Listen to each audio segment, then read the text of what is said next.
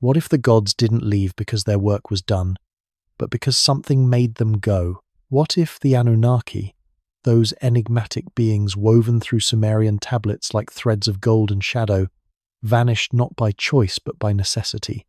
In the earliest written records of human civilization, pressed into wet clay by hands that trembled with both reverence and fear, there are stories of divine beings who descended from the heavens, who taught humanity the secrets of agriculture, astronomy, and writing itself. But then, without warning or explanation, they disappeared. The temples fell silent, the rituals continued, but the gods no longer answered. And in the gaps between cuneiform characters, in the silences carved into ancient stone, there may be hints of something else, something that came after, something more powerful than the gods themselves. So, before the story pulls you under, take a moment to like this video and hit subscribe, but only if you're drawn to histories that blur the line between divine myth and cosmic mystery. And if you're still here, tell me in the comments where you're listening from and what time it is there.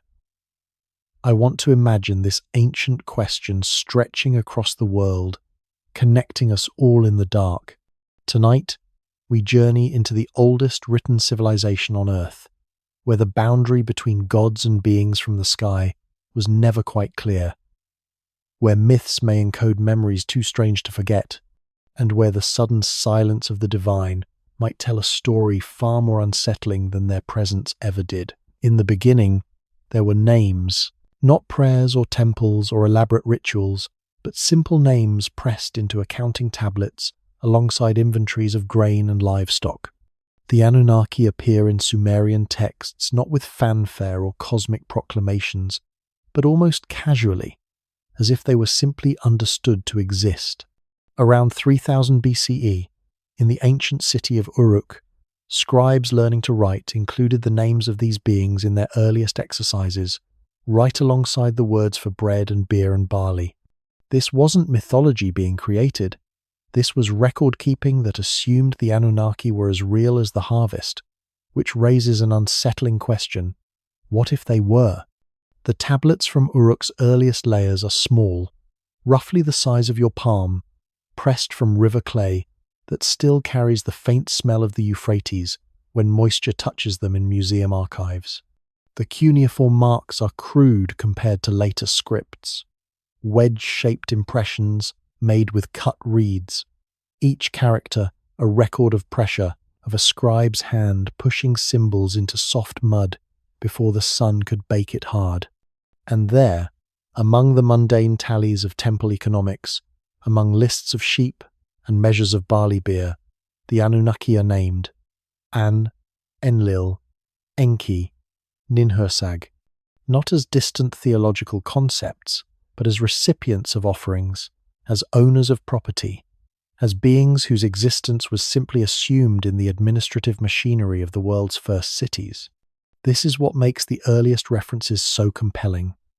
There's no origin story attached to these names, no explanation of who the Anunnaki are or why they matter.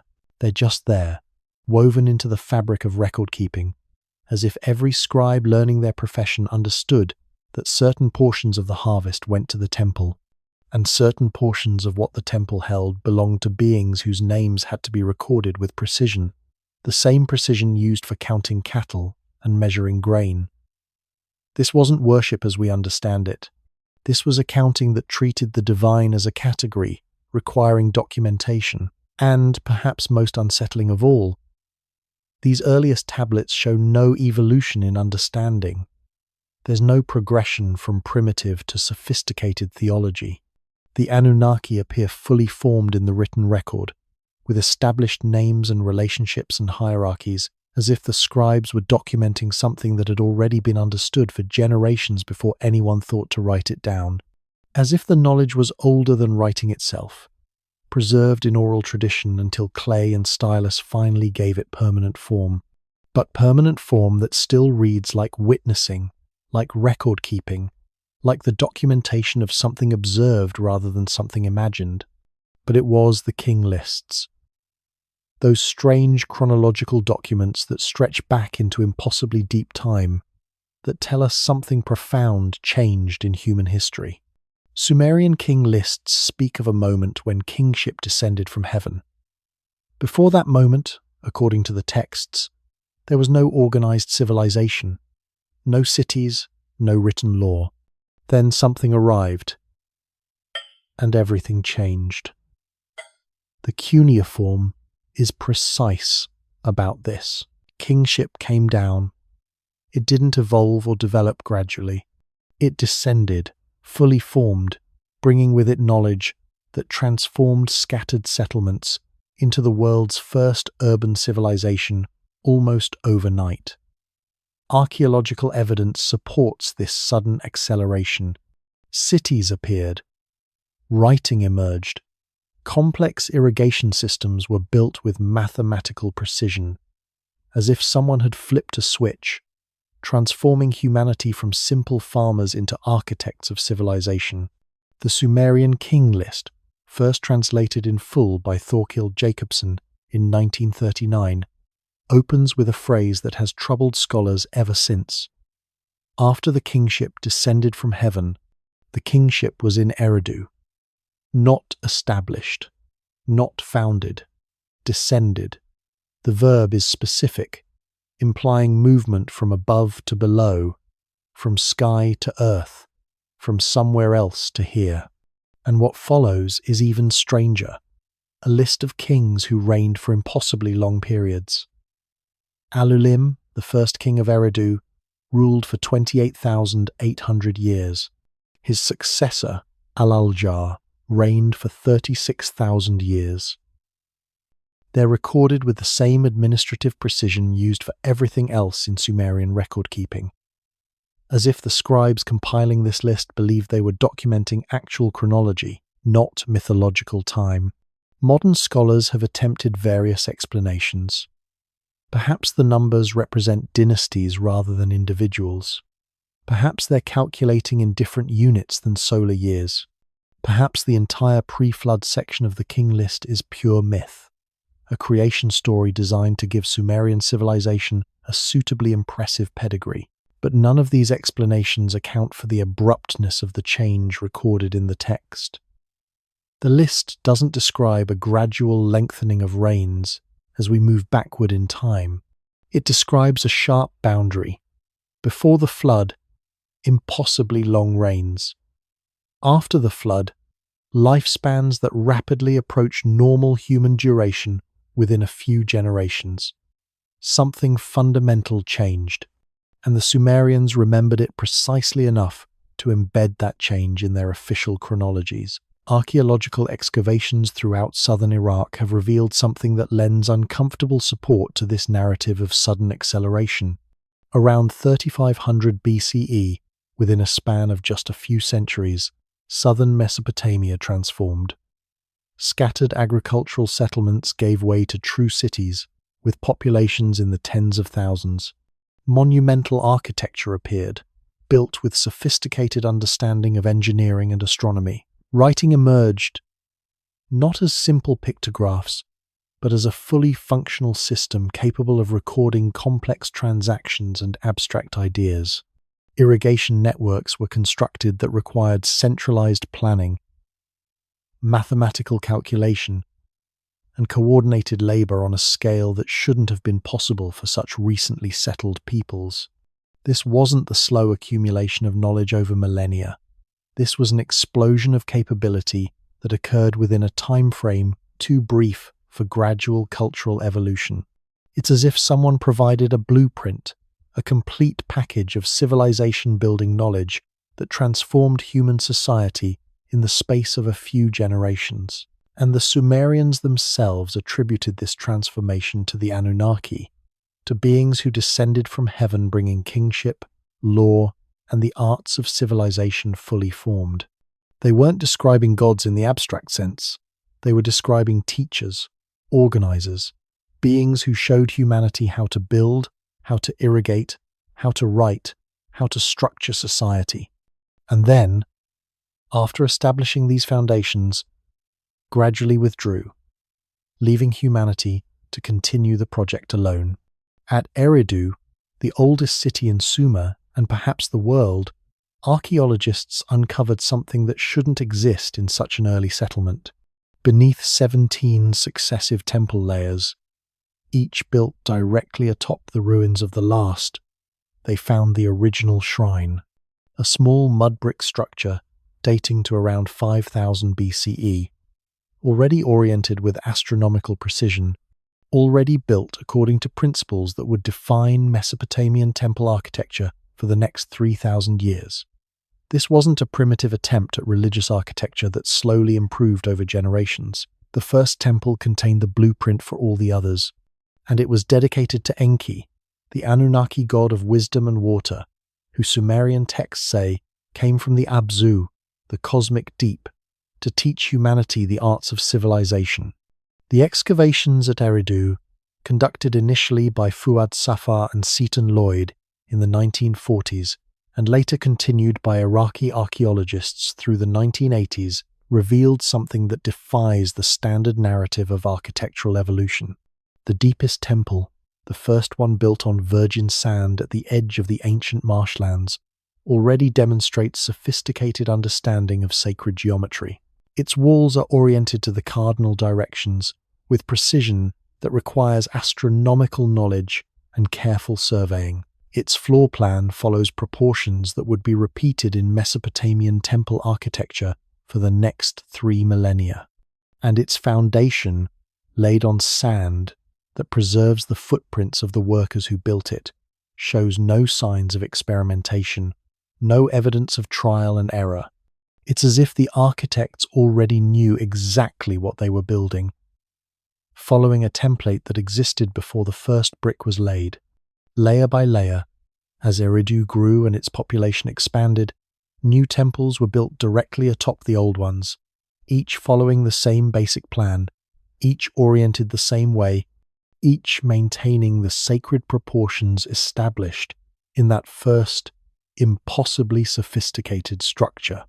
17 temples in succession, each rising from the ruins of its predecessor like a phoenix reborn from ashes, maintaining continuity across millennia of human habitation, and every single one dedicated to Enki, the god whose name appears in the earliest tablets, whose myths describe him bringing knowledge from the Abzu, teaching humanity agriculture and mathematics and writing, and the proper observation of celestial movements. The site plan of ancient Eridu reveals something else that shouldn't be there so early. The temple complex wasn't isolated. It was surrounded by residential districts laid out in organized patterns, by workshops where specialized crafts were practiced, by administrative buildings where the economic life of the city was coordinated. This level of urban planning, this degree of specialized labor and centralized organization, appears at Eridu almost from the beginning. There's no archaeological evidence of gradual development from simple village to complex city.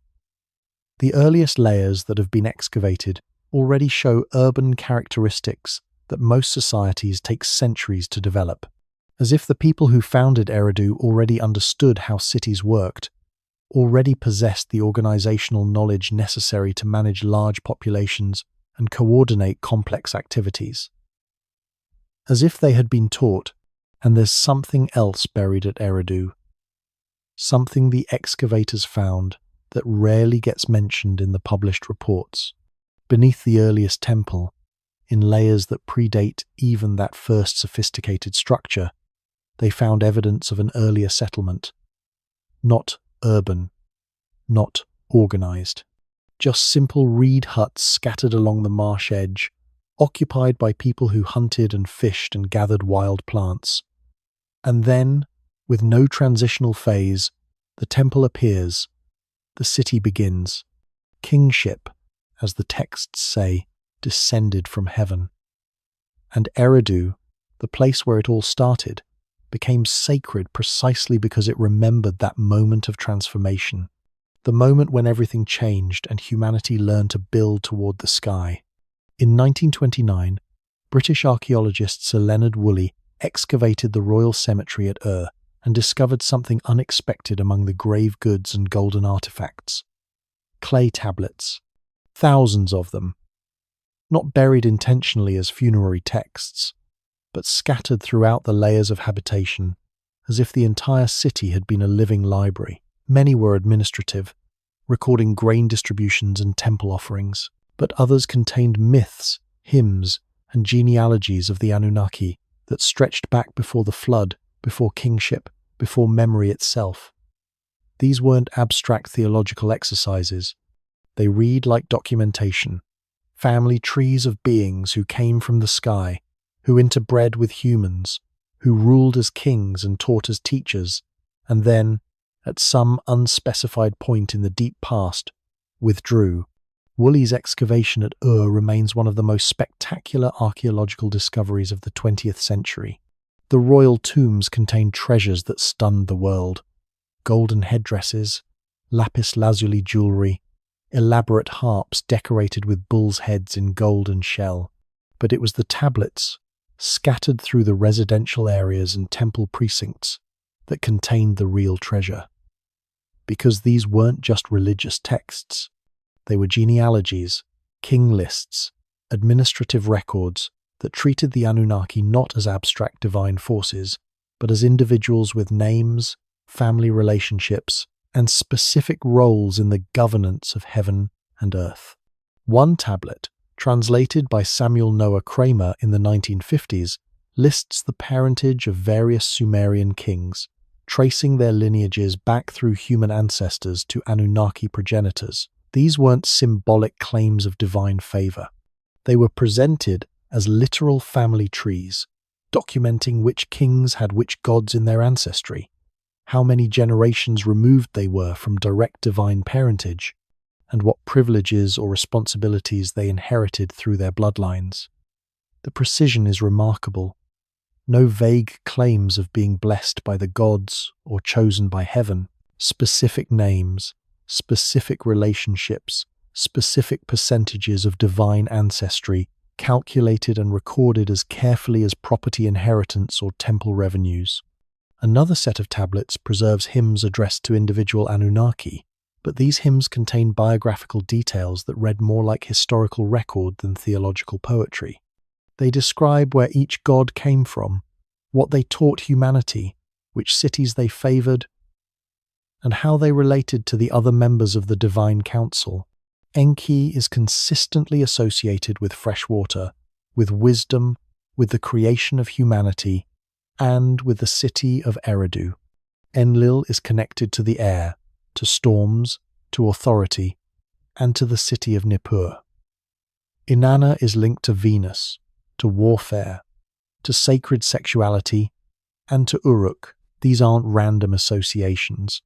They're consistent across hundreds of texts spanning more than 1,000 years, as if the Sumerians were maintaining accurate records of real individuals with real characteristics and real histories. And then there are the genealogies of the Anunnaki themselves, preserved in fragments across multiple tablets, that attempt to map out the relationships among the Divine Council. Who was born from whom, who married whom, who held what position in the hierarchy.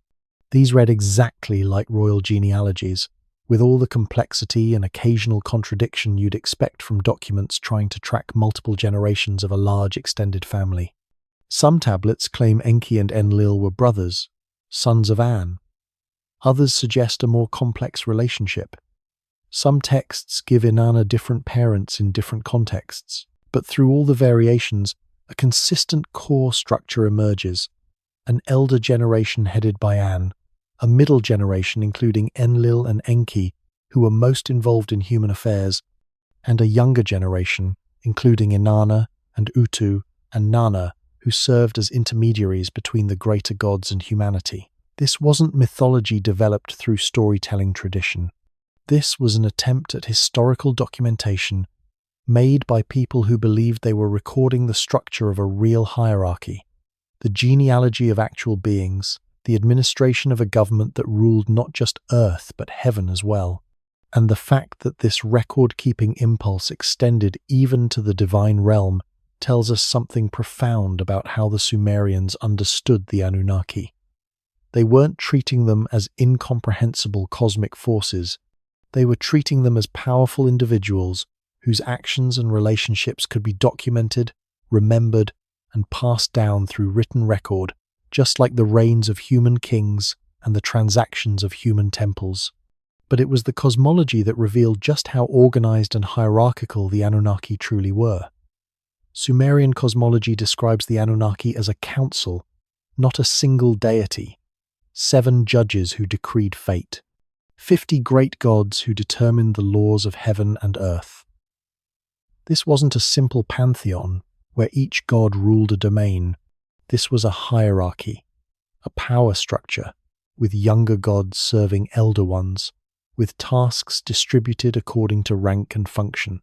The tablets describe disputes among them, negotiations, even labor strikes when the lesser Anunnaki grew tired of maintaining the world and decided to create humanity to do the work instead.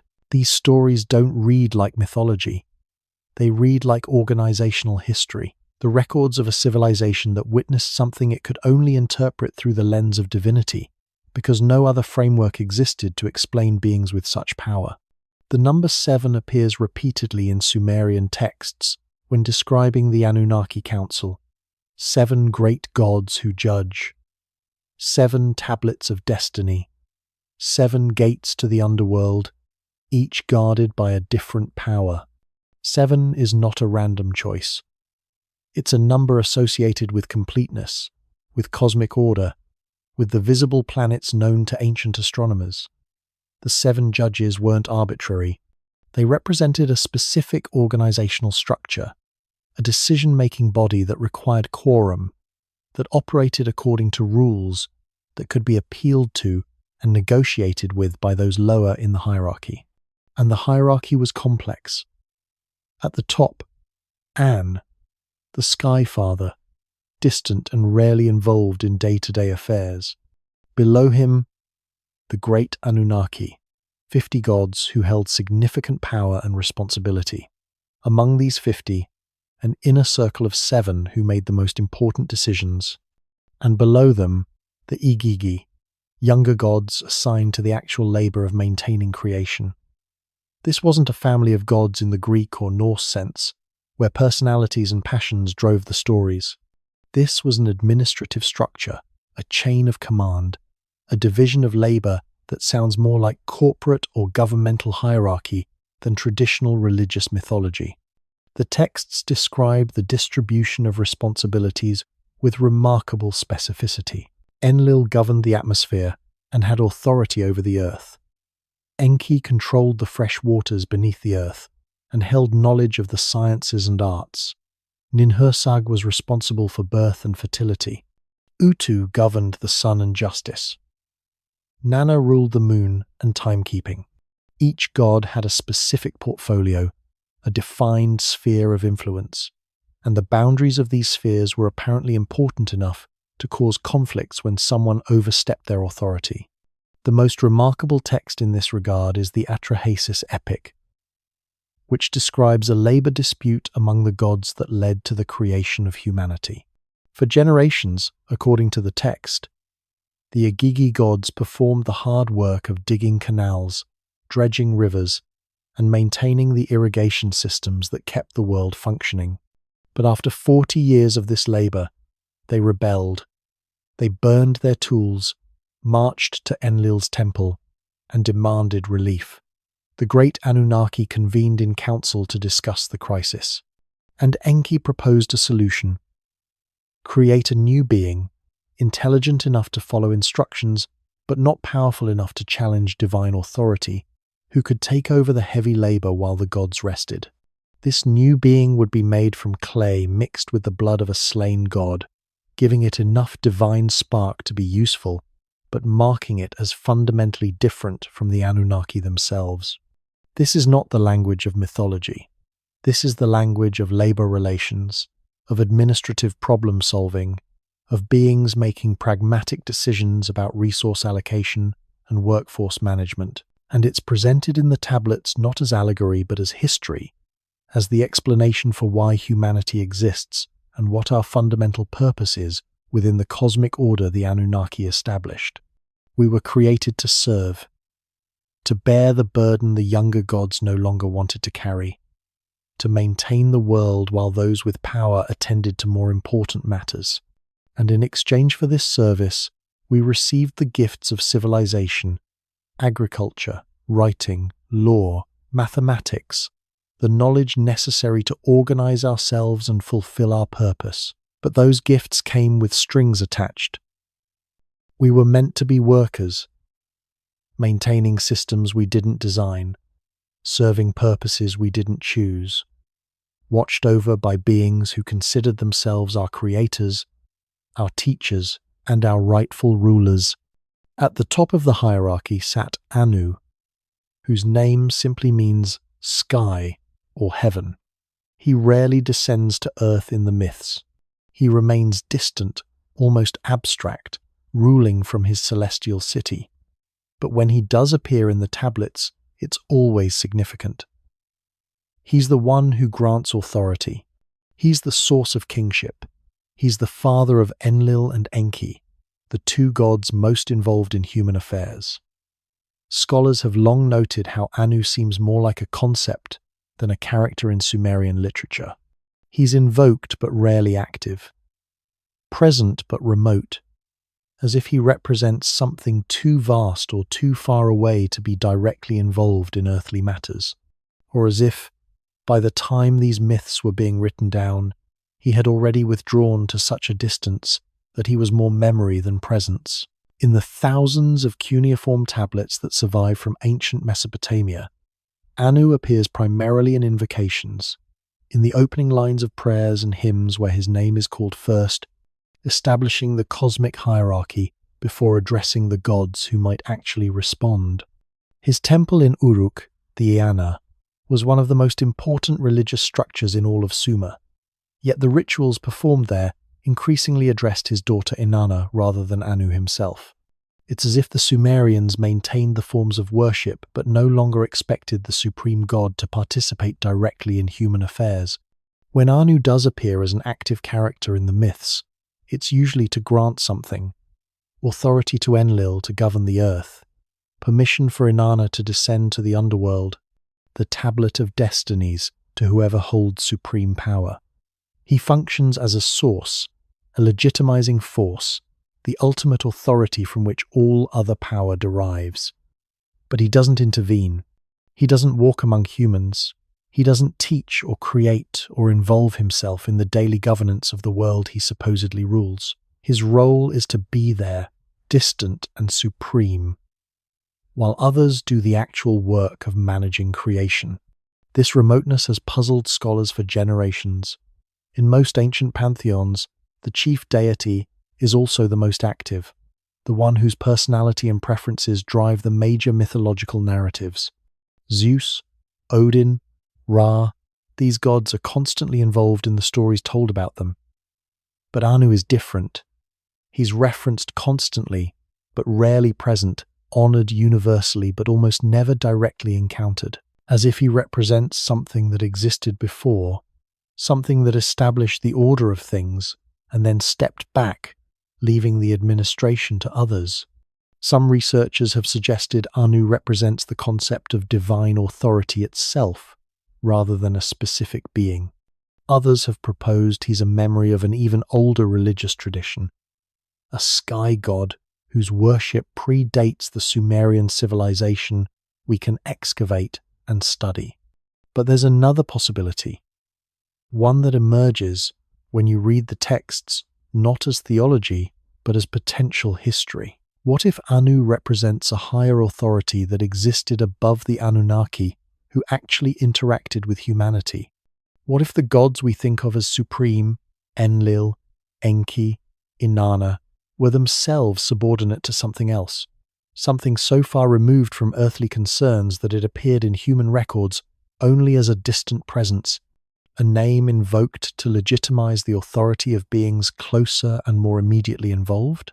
The texts describe Anu's dwelling as being in the highest heaven, far above the realm where Enlil and Enki operate, impossibly distant from the earth where humanity struggles and builds and worships. And they're clear that this distance is not just spatial but hierarchical. Anu doesn't descend because his role is to remain above, to maintain the cosmic order from a position so elevated that direct involvement would be beneath him. Or perhaps, by the time the Sumerians were writing these stories down, Anu had already departed to such a degree that all that remained was the memory of his authority, invoked but no longer present, honored but no longer accessible, a god who had become more symbol than reality, more echo than voice. If Anu was distant, Enlil was immediate. His name means Lord Wind or Lord Storm, and in the myths, he's the one who actually governs the earth. His temple at Nippur was considered the religious center of all Sumer. Every king needed Enlil's blessing to rule legitimately. Every major decision required his approval, but Enlil was not always benevolent. The flood myth, preserved in multiple versions across Mesopotamian literature, makes it clear that Enlil decided to destroy humanity. The noise of human civilization disturbed him, the tablets say, and so he brought the waters. Only Enki's intervention, warning the righteous Yasudra to build a boat, prevented complete annihilation. This wasn't a loving father god. This was a powerful being who found humanity troublesome and nearly eliminated the species entirely. Enlil's temple at Nippur, the Akur, was unlike any other religious structure in ancient Mesopotamia. While other cities had patron deities and other temples held regional importance, Nippur was universally recognized as the spiritual center of Sumerian civilization. Kings from competing city-states who warred against each other relentlessly would still send offerings to Enlil's temple. Priests at Nippur served as mediators in political disputes. Their authority derived from Enlil's supreme position in the divine hierarchy. To control Nippur was to control the religious legitimacy of the entire region, which is why the city changed hands so often in military conflicts, but was never destroyed, never burned, never desecrated even by the most ruthless conquerors. Archaeological excavations at Nippur, conducted by American teams from the University of Pennsylvania, beginning in 1888 and continuing intermittently through the late 20th century, revealed layer upon layer of temple construction, each rebuilding more elaborate than the last, stretching back to the earliest periods of Sumerian civilization. The site yielded tens of thousands of tablets, many of them administrative records from the temple complex, documenting the massive economic engine that Enlil's worship required. Grain stores, livestock herds, workshops producing textiles and metalwork, and ceremonial objects, a bureaucracy employing hundreds of priests, scribes, craftsmen, and servants, all dedicated to maintaining the cult of a god who, according to the myths, barely tolerated humanity's existence. Because that's what makes Enlil so different from other supreme deities in ancient religions. He's not portrayed as a loving father or a wise teacher, or even a just judge. He's portrayed as powerful and necessary, but fundamentally ambivalent about humanity. The creation myths don't show him requesting the creation of humans or celebrating when Enki successfully fashions them from clay. He accepts humanity as a solution to the Igigi labor problem, but without enthusiasm, and when humans multiply and fill the earth and create the noise and chaos of civilization, his response is not to teach them better ways or guide them toward improvement. His response is annihilation. The flood narrative appears in multiple Mesopotamian texts: the Eridu Genesis, the Atrahasis epic, the Gilgamesh flood story, and in every version, Enlil is the one who decides humanity must be destroyed. The reasons given vary slightly. In some versions, it's the noise of human cities disturbing the god's rest. In others, it's humanity's wickedness or failure to properly serve the divine order. But the consistent thread is Enlil's decision to wipe the slate clean, to bring waters that would drown every living thing and return the earth to primordial silence. What's remarkable is that this decision is presented not as righteous judgment but as irritation, as a powerful being eliminating a problem rather than a moral authority punishing evil. The texts describe the other Anunnaki as troubled by Enlil's decision, even fearful of it, but unable or unwilling to oppose him directly. Only Enki, whose relationship with humanity was different from the beginning, dares to intervene. And even he does so secretly, whispering warnings through reed walls, rather than openly defying the council's decree. And after the flood, when the waters recede and humanity survives through Enki's intervention, Enlil is furious at first, then gradually accepts that some humans have been preserved, eventually even blessing the flood survivor and granting him immortality. But there's no repentance, no acknowledgement that destroying humanity might have been an overreaction, just acceptance that the attempt at total annihilation failed and life must continue. This portrayal of divine power as capricious and dangerous, as something to be appeased rather than trusted, runs through all the Enlil myths. He's respected and feared but not loved. His authority is absolute but not comforting. And the fact that this is the god at the center of Sumerian religion, the one whose temple anchored the entire civilization's spiritual life, suggests something profound about how the Sumerians understood power. They weren't worshipping because they felt beloved or protected. They were worshipping because they understood they lived at the mercy of forces far beyond their control, forces that could choose to preserve them or destroy them based on calculations humans could never fully understand. Enki stands in stark contrast to Enlil. Where Enlil brought destruction, Enki brought preservation. Where Enlil was stern and distant, Enki was intimate with humanity, teaching them crafts and magic, creating them from clay mixed with the blood of a slain god. Enki's symbol was the serpent, and he was associated with wisdom, water, and forbidden knowledge. In the flood narrative, he's the one who defies the council's decision to destroy humanity, whispering through the reed walls of Ziusudra's house to warn him of the coming catastrophe. Some scholars have noted the parallels between Enki and the serpent in Eden, both offering knowledge that other divine beings wanted kept from humanity, both paying a price for their intervention on humanity's behalf. Enki's temple at Eridu, the Abzu temple where the first shrine was built on virgin sand, was considered the source of all wisdom and magical knowledge in Sumerian tradition. The Abzu itself, the cosmic underground ocean of fresh water from which Enki drew his power, was believed to lie beneath Eridu's foundations, accessible through sacred wells and ritual spaces where priests could commune with the deep waters and the knowledge they contained. Archaeological excavations have confirmed the presence of a massive underground water table at Eridu, fed by the confluence of ancient watercourses, and the temple was indeed built directly over this aquifer, with channels and basins designed to bring the water up into sacred spaces where it could be seen and touched and used in rituals. But Enki's association with water went beyond the literal. In Sumerian thought, water was associated with wisdom, with the life-giving force that made civilization possible in the desert environment of southern Iraq. The same word, meant both water and semen, both wisdom and creative potential. Enki embodied all of these concepts. He was the god of fresh water that made agriculture possible, the god of semen that made reproduction possible. And most importantly, he was the god who chose to share all of this with humanity, even when other members of the Anunnaki Council believed humans should be kept ignorant and dependent. The myths describe Enki as clever, sometimes to the point of trickery. He's the one who solves problems, who finds creative solutions when brute force won't work.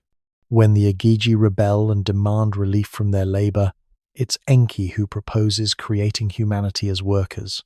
When Enlil decides to destroy humanity with the flood, it's Enki who finds a way to save one family without directly violating the council's decree. When Inanna becomes trapped in the underworld, it's Enki who fashions magical beings from the dirt beneath his fingernails to rescue her. He operates through intelligence and lateral thinking, through understanding systems deeply enough to manipulate them, through knowing what rules can be bent and which must be followed, and he teaches these same skills to humanity. The tablets credit Enki with giving humans not just the basics of agriculture and animal husbandry, but the deeper arts. Mathematics, astronomy, writing, medicine, magic, the interpretation of dreams and omens. He's described as walking among humans in the early days, teaching them directly, answering questions, showing them how to observe the natural world and extract its secrets. His priesthood at Eridu maintained schools where scribes learned not just to write but to understand the deeper patterns encoded in cuneiform, where physicians studied anatomy and herbalism, where astronomers tracked the movements of planets with precision that still impresses modern researchers. This intimacy with humanity made Enki suspect in the eyes of other Anunnaki. The flood narrative makes it clear that his decision to warn Ziusudra was seen as a betrayal of the divine council's authority. Some texts hint at punishments or restrictions placed on Enki after his intervention, though the details are fragmentary. But he never seems to regret his choice. In every story, he remains humanity's advocate, the god who believes humans deserve knowledge and protection even when other divine beings see them as nothing more than convenient workers or annoying noisemakers. The parallel with the Eden serpent is impossible to ignore. Both Enki and the serpent offer knowledge that makes humans more like the divine. Both are associated with wisdom and with water or life force. Both act against the wishes of higher authorities who want to keep humanity ignorant, and both are portrayed ambiguously as benefactors from humanity's perspective but as troublemakers from the perspective of the established divine order.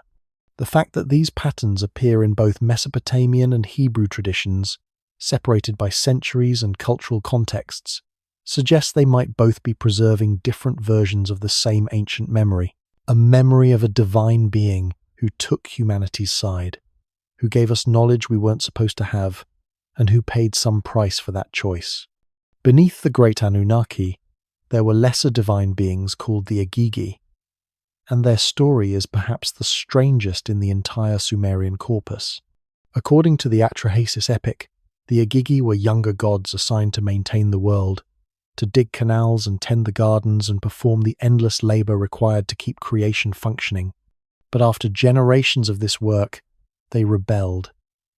They burned their tools, surrounded Enlil's temple, and demanded relief from their burden. The solution, proposed by Enki, was to create a new being who could take over the labor, a creature made from clay and divine blood who could work the earth while the gods rested. They called this new being Lulu, meaning primitive worker, humanity. But here's what's unsettling. If the tablets are recording actual events through a mythological lens, who were the Agigi? What were they doing? And what happened to them after humanity was created? The Atrahasis epic, composed around 1700 BCE, but preserving much older traditions, describes the Agigi's situation with remarkable sympathy. For 40 years, the text says, they performed the hard labor the great Anunnaki assigned them. They dug the Tigris and Euphrates rivers, established their courses, dredged them to proper depth. They excavated irrigation canals, built levees, created the entire water management system that would make Mesopotamian civilization possible. The work was backbreaking, endless, and unrewarding. The great Anunnaki, meanwhile, enjoyed the fruits of the Agigi's labor without participating in the actual work. The description of the rebellion is vivid. The Agigi gathered in secret, discussing their grievances, building solidarity. Then one night, they burned their tools, their spades and baskets, in a massive fire that lit the sky. They marched to Enlil's temple at Nippur and surrounded it, demanding he come out and address their concerns. The text describes Enlil as frightened, barricading himself inside while sending messengers to the other great Anunnaki for help. This is not the behavior of abstract divine forces. This is the behavior of a labor dispute, with workers organizing to confront management, with authority figures scrambling to respond to a crisis they didn't anticipate. The solution they arrived at, creating humanity to replace the Igigi as workers, raises profound questions about what these myths are really describing. If we read them as pure fantasy, they're interesting but not particularly troubling. But if we consider the possibility that they're encoding actual events through the only interpretive framework available to ancient peoples, the implications become darker. Who were the Igigi? Were they a subordinate group within whatever civilization or hierarchy the Anunnaki represented? Were they an entirely different category of being, and what happened to them after humanity was created to take over their work?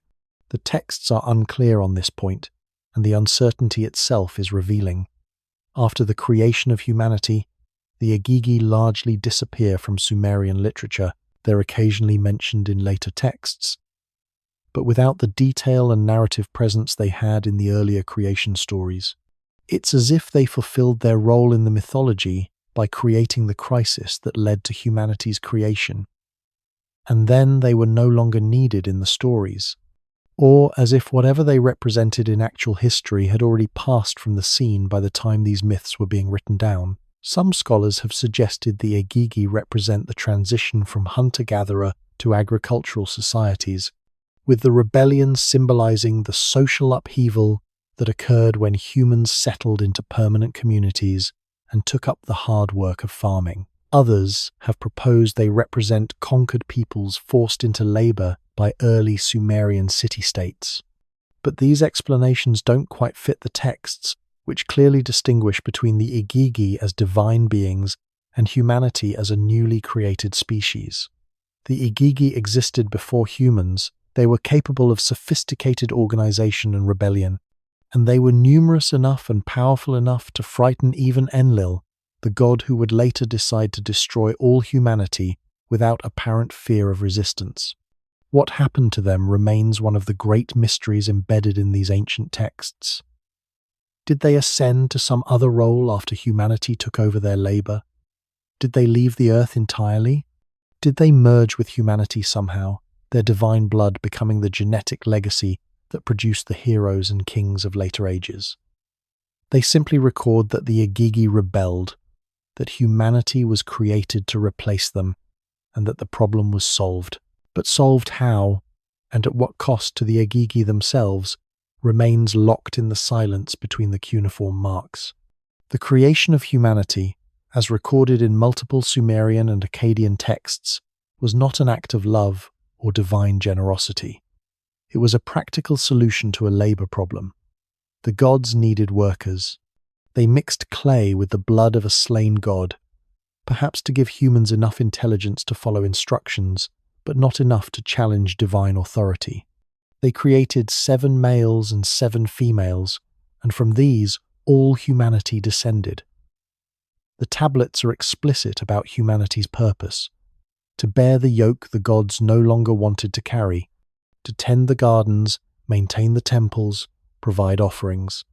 In exchange, humanity received the gifts of civilization, agriculture, writing, law, mathematics, astronomy, but these gifts came with a price.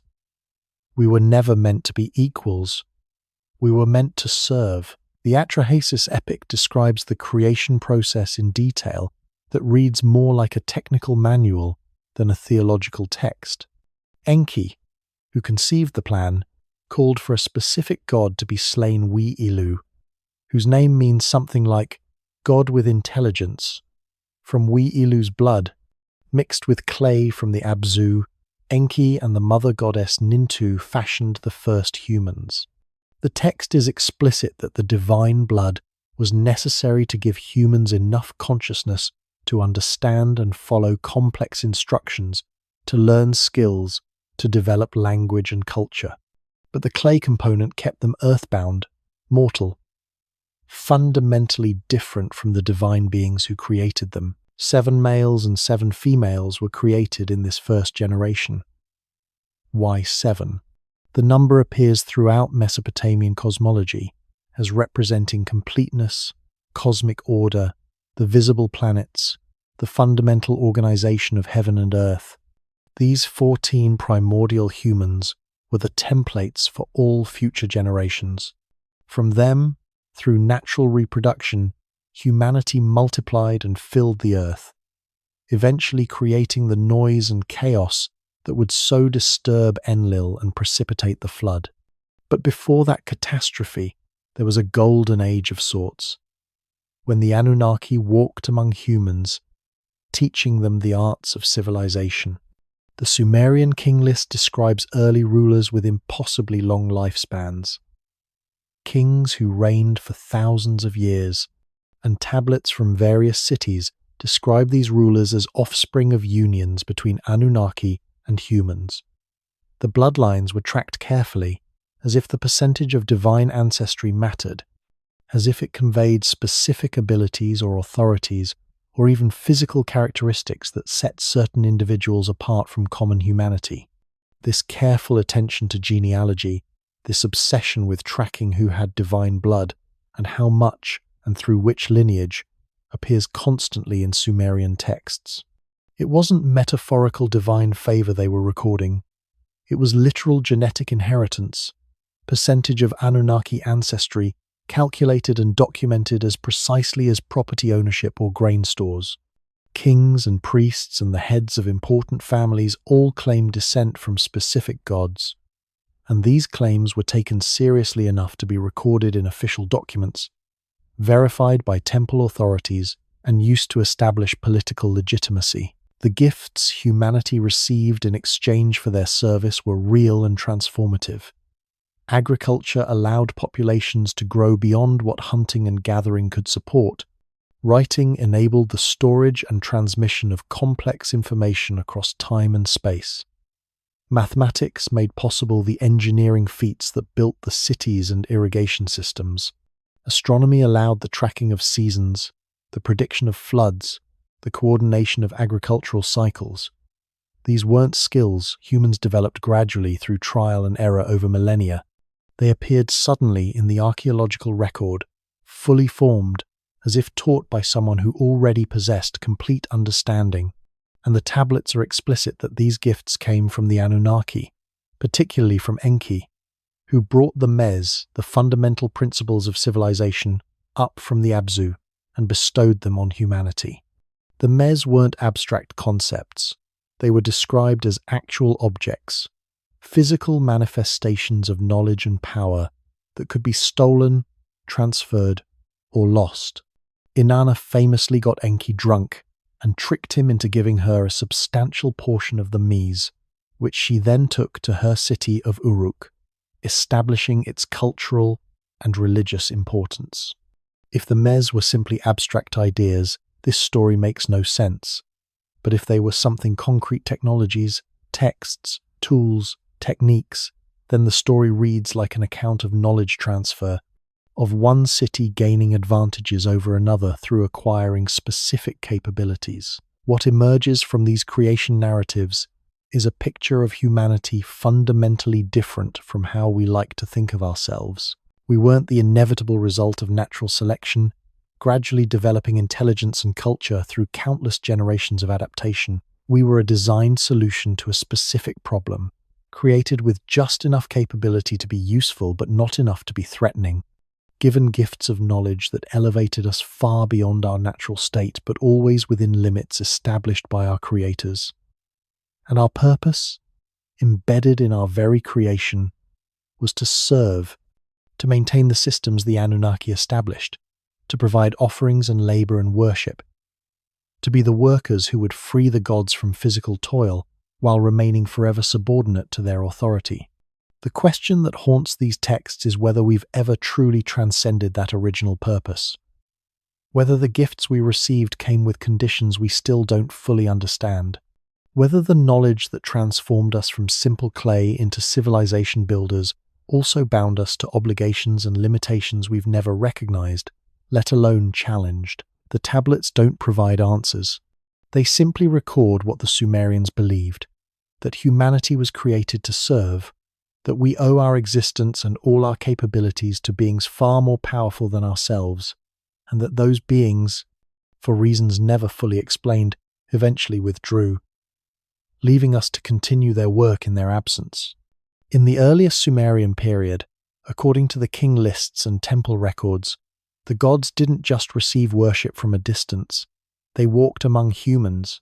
They ruled as kings. The early monarchs of Uruk, Ur, and Lagash claimed direct descent from the Anunnaki, and temple texts describe these hybrid rulers with reverence and precision. Gilgamesh, the most famous king of Uruk, was said to be 2/3 divine, 1/3 human. His strength was legendary, his wisdom profound, his lifespan far exceeding normal human years. These weren't metaphors for exceptionally capable leaders.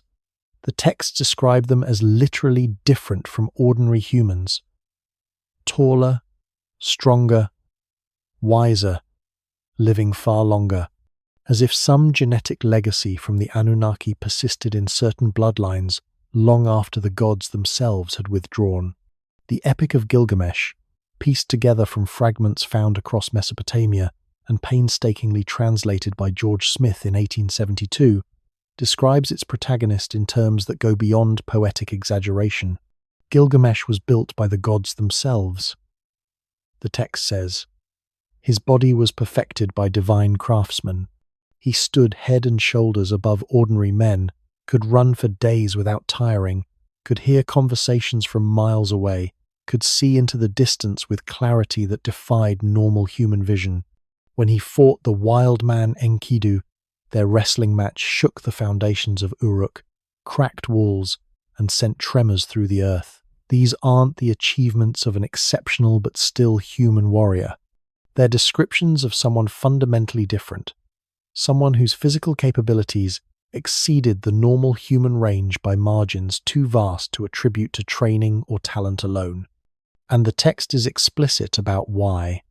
Gilgamesh was 2/3 divine, 1/3 human, the product of a union between the goddess Ninsun and a human father, though some versions suggest his divine ancestry was even more direct. But Gilgamesh wasn't unique. The king lists and temple records from various Sumerian cities all describe early rulers as offspring of divine human unions. Lugalbanda, Gilgamesh's father, was himself said to be divine. Mezkiag Gasha of Uruk entered the sea and ascended to the mountains, a phrase scholars still debate, but which suggests he possessed abilities ordinary humans lacked. Dumuzi, the shepherd king who married the goddess Inanna, was human but became divine through that union, ascending to the heavens when he died only to be dragged down to the underworld as Inanna's substitute. These stories aren't outliers or exceptional cases. They represent the standard understanding of how kingship worked in the earliest periods. Rulers were hybrid beings, possessing enough divine blood to give them superhuman capabilities, while remaining mortal enough to govern human cities and eventually die. The percentage of divine ancestry mattered and was calculated with bureaucratic precision. 2/3 divine meant something specific, conveyed particular abilities, and placed the individual in a specific position within both human and divine hierarchies. Archaeological evidence can't directly confirm superhuman abilities, but it does reveal something interesting about the physical remains of elite individuals from early Sumerian periods. The royal tombs at Ur, excavated by Leonard Woolley in the 1920s, contained skeletal remains that showed unusual features, greater height than the general population, bone density suggesting unusual strength, dietary analysis indicating access to foods and nutrients the common people never consumed. These could be explained by privileged nutrition and selective breeding among elite lineages. But the texts themselves suggest the explanation is more profound. These individuals were literally different because they carried genetic inheritance from beings who were not entirely human. The transition from divine human hybrids to fully human kings is documented in the king lists, with the same administrative precision Sumerians applied to everything else. Early rulers reigned for thousands of years, then hundreds. Then lifespans began approaching normal human duration. Gilgamesh himself, despite his 2/3 divine nature, was mortal. His great quest, the central narrative of his epic, was to find immortality after witnessing his friend Enkidu's death and realizing that he too would eventually die despite his divine blood. He failed. Even hybrid beings were ultimately subject to death, though they lived far longer and possessed far greater capabilities than ordinary humans while they existed. This gradual diminishment of divine characteristics in the ruling bloodlines suggests something important about what was happening in the earliest periods of Sumerian civilization. The direct presence of the Anunnaki was withdrawing, and each generation of hybrid offspring contained less divine essence than the one before. It was as if the genetic legacy was being diluted through successive generations of interbreeding with humans, until eventually the ruling families, while still claiming divine descent and maintaining their political legitimacy through those ancient bloodlines, no longer possessed the superhuman characteristics that had set their ancestors apart. The gods had walked among humans, had produced hybrid offspring who ruled as kings, but that age was ending, and all that would remain was memory and the hope that such direct contact might one day return. Biblical scholars have long noted the parallels between Sumerian accounts of divine human hybrids and the Genesis narrative of the Nephilim. When the sons of God came to the daughters of men, Genesis says, they bore children to them. These were the heroes of old, warriors of renown. The Hebrew word Nephilim is often translated as giants, but its root suggests something closer to fallen ones, or those who came down. The Book of Enoch, removed from the biblical canon but preserved in Ethiopian Christianity, expands on this story dramatically, describing 200 angels who descended to Mount Hermon, took human wives, and taught humanity forbidden arts, metalworking, cosmetics, astronomy, and warfare. Their hybrid children became tyrants who consumed everything and threatened to destroy the world, precipitating the flood as a divine response. These parallel narratives, separated by centuries but remarkably consistent, suggest a common memory preserved in different cultural contexts. The Genesis account is brief but specific. Genesis chapter 6 describes a time when divine beings noticed human women were beautiful and took wives from among them. The offspring of these unions were the Nephilim, described as the mighty men of old, men of renown. Then the flood came, and the text moves on, leaving vast questions unanswered. Who were these sons of God? Why did their unions with human women produce notable offspring? What happened to the Nephilim? The canonical text doesn't elaborate, but the Book of Enoch fills in details that align remarkably well with Sumerian accounts. Enoch describes 200 watchers angels assigned to observe humanity who conspired together on Mount Hermon to descend and take human wives.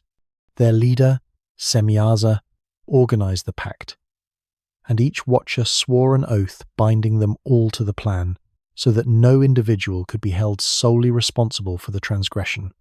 They descended, chose wives, and taught humanity knowledge that was explicitly forbidden.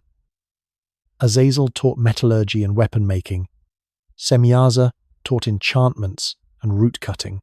Armoros taught the resolving of enchantments. Barakel taught astrology. Kokabiel taught the signs of the stars and constellations. The parallels to Enki's gifts to humanity are impossible to miss. In both traditions, divine or semi-divine beings give humans knowledge they weren't meant to have. Knowledge that elevates human capability but also corrupts or endangers them. And in both traditions, this knowledge transfer is seen as transgressive, as a violation of divine law that brings consequences. The offspring of the Watchers and human women were giants, the Book of Enoch says, who grew to enormous size and consumed everything. They ate all the food humans produced, then began eating the humans themselves, then turned on each other in cannibalistic violence. Their presence on Earth became unsustainable, and their violence so extreme that creation itself was threatened. This precipitated a divine response. The archangels Michael, Gabriel, Raphael, and Uriel were sent to bind the watchers in the valleys of the earth until the day of judgment, and the flood was sent to cleanse the world of the giants and the corruption they had caused. Again, the parallels to Mesopotamian flood narratives are striking. In both traditions, divine-human hybridization leads to a crisis that threatens the world. In both, the solution is a catastrophic flood that nearly destroys humanity. In both, a righteous man is warned and builds a boat to preserve life. The details differ, but the narrative structure is identical, as if both cultures preserved the same sequence of events, filtered through different theological frameworks. Scholars have long debated whether the Hebrew accounts borrowed from earlier Mesopotamian traditions or whether both preserve independent memories of common events. The consensus has shifted towards seeing clear influence from Mesopotamian sources, particularly after cuneiform tablets containing flood narratives were discovered and translated in the 19th century, predating the biblical texts by centuries or millennia. But the consistency of the core story across multiple cultures, Sumerian, Akkadian, Hebrew, and even echoes in Greek mythology with the Titans and their offspring, suggests something deeper than simple cultural borrowing. What if these are all attempts to record and make sense of actual events that occurred in deep prehistory? Events that different cultures interpreted through their own religious and mythological frameworks, but that shared a common core of truth? Beings who came down, whether called Anunnaki or Watchers or Sons of God, unions with humans that produced hybrid offspring with exceptional abilities, the teaching of advanced knowledge that transformed human civilization, a catastrophe, a flood that nearly destroyed everything, and afterward, the withdrawal of direct divine presence, leaving humanity to continue alone with only fragments of the knowledge they had been given and memories of a time when the gods walked the earth. But then, at some point in the deep past, the Anunnaki stopped appearing. The king lists transitioned from rulers with impossibly long reigns measured in thousands of years to more plausible historical monarchs with ordinary lifespans. Temple texts shifted from recording direct divine interventions to describing prayers and offerings made in hope of divine favor. The gods were still worshipped, still invoked, still central to Sumerian religion and culture, but they no longer walked the earth. They no longer ruled as kings. They no longer appeared in forms that could be touched and seen and recorded in the detailed administrative fashion Sumerians applied to everything else. Something had changed. The direct presence withdrew, leaving only memory, ritual, and the hope that one day the gods might return. The transition is documented in the archaeological record with surprising clarity. Early layers show temple construction on a massive scale, suggesting civilizations mobilizing enormous resources for structures designed to house and honor divine beings who were expected to physically occupy those spaces. The temples weren't just symbolic, they contained living quarters, throne rooms, dining facilities, all the practical accommodations you'd provide for important visitors who would actually use them. But as you move up through the layers, through the centuries and millennia of continuous occupation at sites like Uruk and Ur and Nippur, the nature of temple construction changes. The structures become more elaborate but less practical, more focused on ritual and symbolism, less focused on actually housing divine residents. The inner sanctums, which early texts describe as the gods' bedrooms and private quarters, become increasingly stylized, decorated with imagery and inscriptions but less equipped for actual habitation. The texts change too. Early tablets record direct divine communications, oracles where the god speaks in first person through priests or appears in physical form to deliver messages. But later texts describe prayers sent upward with hope but without guarantee of response. Divination becomes more important, interpreting signs and omens because the gods no longer speak directly. Rituals become more elaborate, as if the Sumerians were trying harder and harder to attract divine attention that was increasingly difficult to capture. This wasn't a loss of faith. The Sumerians never stopped believing in the Anunnaki, never abandoned their temples or ceased their offerings, but the relationship had fundamentally changed from one of direct interaction to one of distant hope. The gods had withdrawn to the heavens, and while they were still believed to influence events from above, they no longer descended to walk among humans as they had in the earlier ages. Various theories attempt to explain this transition. Perhaps it's simply the natural evolution from animistic belief in physically present spirits to more abstract theological concepts of transcendent deities. Perhaps it reflects political changes as priestly classes consolidated power by controlling access to gods who were increasingly understood as distant and unknowable. Perhaps it's the gradual transformation of actual historical memories into mythological narratives as generations passed and direct witnesses died. But there's another possibility, one that emerges when you read these texts not as theology but as attempted history.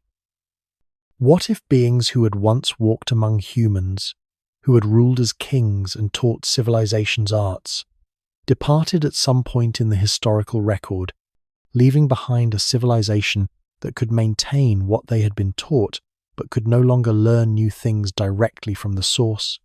What if the obsessive preservation of ancient knowledge in temple schools, the careful copying of tablets containing mathematical formulas and astronomical tables and medical treatments, represented humanity's attempt to preserve gifts we could no longer replace because the teachers were gone? The silence itself is telling. Civilizations don't forget their gods casually. The fact that the Sumerians remembered the Anunnaki in such detail, preserved their names and hierarchies and characteristics with bureaucratic precision, maintained their temples and rituals for thousands of years after the direct presence had ceased, suggests that the departure was significant enough to mark a clear before and after in collective cultural memory. Something happened. The age of divine human interaction ended, and humanity has been looking upward ever since, maintaining the rituals, preserving the knowledge, waiting for the return of teachers who walked the earth in ages past, but whose presence is now only memory and hope. What remained after the Anunnaki's departure was an obsession with the heavens that bordered on frantic. Sumerian astronomers tracked planetary movements with extraordinary precision, noting positions and calculating cycles with mathematical sophistication that wouldn't be matched for millennia. They identified planets by name Nibiru, Marduk, Ishtar, and tracked them across the night sky with an intensity that suggests they weren't just curious. They were watching for something, waiting for something. Babylonian astronomical tablets from the first millennium BCE record planetary positions with accuracy that modern astronomers have verified down to the degree. Why this precision? Why this obsessive tracking of celestial movements? Unless they were watching for the return of something that had come from the sky before. The astronomical tablets known as the Enuma Anu Enlil, a comprehensive series of omens based on celestial observations, represent one of the most sophisticated astronomical databases of the ancient world. Compiled over centuries, eventually encompassing 70 tablets containing 7,000 omens, this collection records not just what the Babylonian astronomers saw in the sky, but what they believed those observations meant. Each planetary position, each conjunction, each eclipse was associated with specific predictions about earthly events. Wars, floods, the rise and fall of kings, the health of nations, all were believed to be written in the movements of celestial bodies. But beneath the omen interpretations lies something more fundamental, incredibly precise observational astronomy. The tablets record planetary positions, lunar phases, eclipse cycles, and stellar movements with accuracy that shouldn't have been possible given their technology. They calculated the synodic period of Venus, the time it takes for Venus to return to the same position relative to the Sun, to within a fraction of a day of the modern value. They predicted lunar eclipses using sophisticated mathematical models. They tracked the precession of the equinoxes, a slow wobble in Earth's axis that takes 26,000 years to complete one cycle, despite having no instruments capable of directly measuring such subtle changes. Modern historians of science have been forced to acknowledge that Babylonian astronomy was far more advanced than anyone expected, that these ancient observers understood celestial mechanics at a level of mathematical sophistication that we assumed didn't exist until Greek and Islamic astronomers developed it thousands of years later. The question is why? Why invest such enormous resources in tracking the sky with obsessive precision? Why maintain observation programs that span generations, with each astronomer training their successor to continue recording data in exactly the same format, using exactly the same methods? The tablets themselves suggest an answer. The gods came from the sky. The planets were not just celestial bodies, but were identified with specific deities. Marduk with Jupiter, Ishtar with Venus, Nergal with Mars. The movements of these planets were therefore the movements of the gods themselves, or at least indicators of divine activity and intention. To track the planets was to track the gods, to watch for their return, to look for signs that the age of divine-human interaction might resume. The planet Nibiru appears in Babylonian astronomical texts with particular significance. In some contexts, it seems to refer to Jupiter at the crossing point of its orbit. In others, it's associated with Marduk and described as a celestial body whose appearance marks momentous changes in the cosmic order. The exact astronomical referent has been debated by scholars, and some fringe researchers have proposed it represents a hypothetical planet with a long elliptical orbit that periodically returns to the inner solar system. What's clear is that Nibiru was important, was watched for, was associated with divine authority and cosmic transformation. The ziggurat temples built throughout Mesopotamia served multiple functions, but one that's often overlooked is their role as astronomical observatories. The flat platforms at their tops provided ideal viewing positions for scanning the horizon and tracking planetary movements. Priests trained in astronomical observation would spend nights on these platforms, recording what they saw, comparing it to previous observations preserved in the temple libraries, looking for patterns and cycles and anomalies that might signal important events. This astronomical work wasn't abstract science for its own sake. It was fundamentally religious, fundamentally about maintaining contact, or at least awareness of divine movements, even though the direct presence had withdrawn. If the gods had ascended to the heavens, then watching the heavens was the way to track the gods, to know where they were and what they were doing, and perhaps to detect early warning of their return. The precision wasn't excessive. It was necessary, because if something important was about to happen, if the Anunnaki were about to return, the astronomers needed to see it coming, needed to prepare, needed to ensure humanity was ready for the moment when the age of divine silence might end and direct contact might resume. Among the most mysterious objects in Sumerian mythology is the Tablet of Destinies, a divine artifact that granted its possessor supreme authority over heaven and earth. Multiple myths describe conflicts over this tablet, with various gods and creatures attempting to seize it from its rightful holder. The Anzu birds stole it from Enlil. Marduk claimed it after defeating Tiamat. But here's what's strange. The tablet isn't described as metaphorical power. It's described as an actual object, worn on the chest, that somehow conveyed authority and control over cosmic forces. Some researchers have speculated it might represent advanced technology described through the only vocabulary available to ancient scribes. A communication device, a weapon, a source of power that, in the hands of whoever possessed it, made them effectively supreme. And according to the myths, control of this tablet changed hands multiple times, as if there was an ongoing power struggle in the divine realm that humanity could only observe from below. The myth of Anzu and the Tablet of Destinies, preserved in multiple versions from different periods, tells a story that reads more like a political thriller than a creation myth. Enlil, who held the tablet and with its supreme authority over the earth, kept it in his private chambers. Anzu, described variably as a bird, a storm demon, or a divine being in bird form, served Enlil faithfully until he noticed the tablet and understood what it represented. While Enlil was bathing, Anzu seized the tablet and fled to the mountains. The theft of the tablet immediately threw the cosmos into chaos. The divine assembly couldn't function properly. The me, those fundamental laws and principles that govern civilization, ceased to operate correctly. Storms raged unchecked.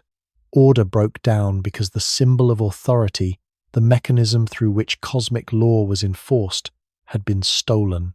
The gods met in emergency council and called for volunteers to retrieve the tablet from Anzu, but several gods refused, recognizing that whoever possessed the tablet held power greater than their own, even if they were its rightful owner. Eventually, Ninurta, a warrior god, accepted the task, but even he couldn't defeat Anzu in straightforward combat, because the tablet gave its possessor control over the very weapons being used against them. Ninurta's arrows would fall powerless from the sky. His attacks were neutralized before they could strike. Only through trickery and the intervention of Ea, who advised Ninurta on how to overcome the tablet's defenses, was Anzu finally defeated, and the tablet returned to Enlil. The description of the tablet itself is consistent across multiple texts. It was worn on the chest. It granted authority over cosmic forces. It made its possessor effectively invulnerable to normal attacks. It controlled the me, those fundamental principles of civilization. These aren't the characteristics of a symbolic object. These are the characteristics of technology, of a device that conferred specific capabilities to whoever wielded it. Modern researchers attempting to understand the Tablet of Destinies have proposed various interpretations. Some see it as a symbol of legitimate authority, like a crown or scepter, with its power deriving from social recognition rather than inherent capability. Others interpret it as representing knowledge itself, with whoever possessed comprehensive understanding of cosmic law being able to command the universe. But these interpretations struggle to explain why the tablets describe it as having specific physical properties, as being something that could be stolen, worn, used as a weapon, and whose possession immediately conveyed tangible power, regardless of whether others recognized that authority. What if the ancient scribes were describing an actual object using the only vocabulary available to them? A device whose function they didn't fully understand, but whose effects they could observe and record. In our modern context, we might describe it as a control system, a command authority interface, a communications device with override capabilities. But to someone in 3000 BCE, such concepts would be incomprehensible. They would describe what they saw, an object worn on the chest that granted its possessor control over forces ordinary beings couldn't command. And the fact that this object changed hands multiple times in the myths, that various gods and beings fought over it, that its possession was contested and unstable, suggests something important about the power dynamics among the Anunnaki themselves. Authority wasn't fixed. It could be seized, transferred, lost, and regained. There was conflict in the divine realm, genuine struggle for control, with the Tablet of Destinies as both the symbol and mechanism of supreme power. And the myths preserve memories of periods when that ruler changed, when cosmic authority was violently transferred from one entity to another, when the hierarchy humanity thought was eternal proved to be as subject to revolution and upheaval as any human government. The implications are profound. If the Tablet of Destinies represents actual technology rather than symbolic authority, then the Anunnaki's power wasn't inherent to their being but depended on possessing specific tools or knowledge. And if those tools could be stolen or seized, then the gods were vulnerable in ways that traditional theology doesn't acknowledge. They could lose power. They could be overthrown. They could disappear not because they chose to withdraw, but because something or someone stronger took control and removed them from the scene. The myths describe a dynamic, contested divine realm where authority changed hands through conflict, and humanity, watching from below, could only record what they observed and wonder what it meant for their own fate when the powers that ruled heaven and earth were themselves engaged in struggles for supremacy. Enki's domain was the Abzu, translated variously as abyss, deep, or cosmic waters beneath the earth. It was from the Abzu that Enki brought the Mez, the fundamental laws and principles that governed civilization. Knowledge of kingship, priesthood, writing, mathematics, metalworking, warfare, music, and every other craft and art. The Mez weren't learned through trial and error. They were brought up from the Abzu, fully formed, and given to humanity as gifts. The Sumerians described it as both a physical place beneath the earth and a cosmic realm beyond ordinary reality. Enki's temple at Eridu was built directly over the sweet water that rose from the underground aquifer, and rituals performed there were meant to connect with the Abzu's power. Some scholars have suggested the Abzu represents the collective unconscious, the source of all human knowledge. Others have wondered if it might describe something more literal, a place, perhaps beneath the earth or beneath the water, where knowledge was stored and accessed by those who knew how. The word Abzu itself is one of the oldest in the Sumerian language, appearing in the earliest tablets, already carrying connotations of depth, mystery, and primordial power. In the creation myths, the Abzu exists before the gods themselves, a cosmic ocean of fresh water from which everything emerged. But unlike the chaotic salt waters of Tiamat, which represented disorder and had to be defeated to create the world, the Abzu was ordered, structured, the source of wisdom and life-giving water. Enki's relationship with the Abzu is complex and shifts across different texts. In some versions, the Abzu is a place, Enki's dwelling beneath the earth, where he maintains the cosmic order and stores all knowledge. In others, Abzu is personified as a primordial deity whom Enki defeats or subdues to claim dominion over the deep waters. But consistently across all versions, the Abzu is where knowledge comes from, where the Mez reside, where the fundamental principles that make civilization possible are kept and accessed. The Mez themselves are described in texts with remarkable specificity. They weren't abstract concepts, but actual objects, or perhaps discrete packets of knowledge that could be counted, stolen, transferred from one deity to another. The myth of Inanna and Enki describes how Inanna got Enki drunk during a feast and convinced him to give her the Mez. The text then lists them one by one: kingship, godship, the priestly office, truth, descent into the underworld and ascent from it, the art of lovemaking, the destruction of cities, lamentation, rejoicing, music, eldership, heroism, power, enmity, straightforwardness, the sacking of cities, and dozens more. Each me is treated as a distinct thing that can be possessed, given away, or stolen. Inanna loads them into her boat and sails away to Uruk, while Enki, sobering up, realizes what he's done and sends demons to retrieve them. She fights them off and successfully brings the Mez to her city, establishing Uruk as a center of culture and power.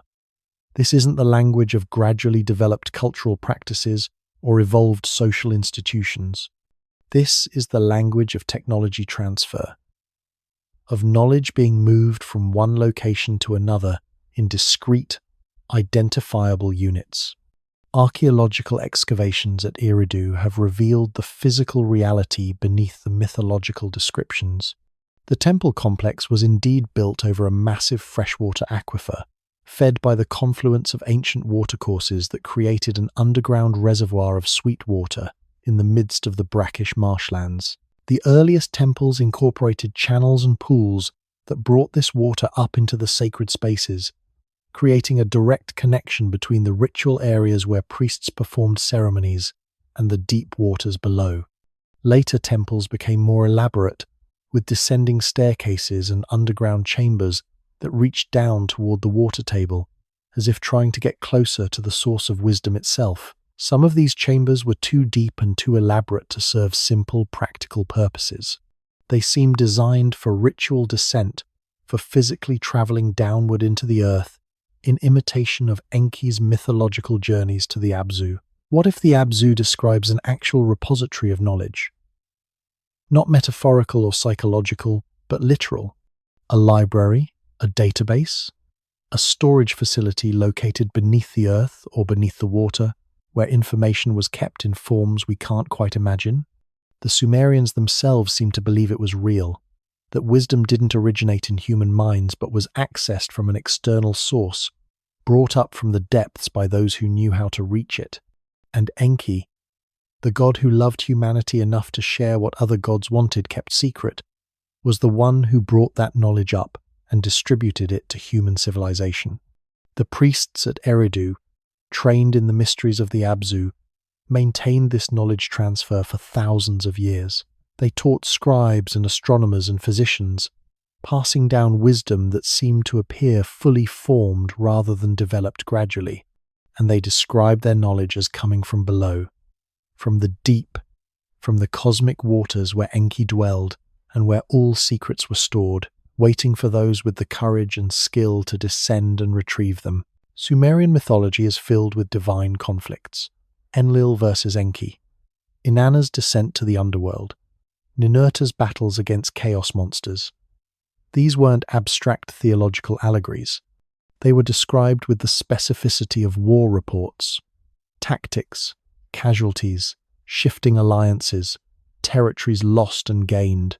The myths speak of weapons that could shatter mountains, of battles that devastated the earth, of conflicts between divine factions that humanity could only watch in terror from below. One text describes Ninurta using a weapon called the Sharur, a mace that could speak and fly and strike distant targets with devastating force. Another describes Inanna wielding the 7 Mes as weapons that could destroy cities. If these myths encode actual events witnessed by ancient peoples, what were they really seeing? What kind of conflict plays out with weapons that can level mountains and make stones speak? The myth of Ninurta and the Sharur, preserved in tablets from the early 2nd millennium BCE, describes a weapon unlike anything in the normal human arsenal.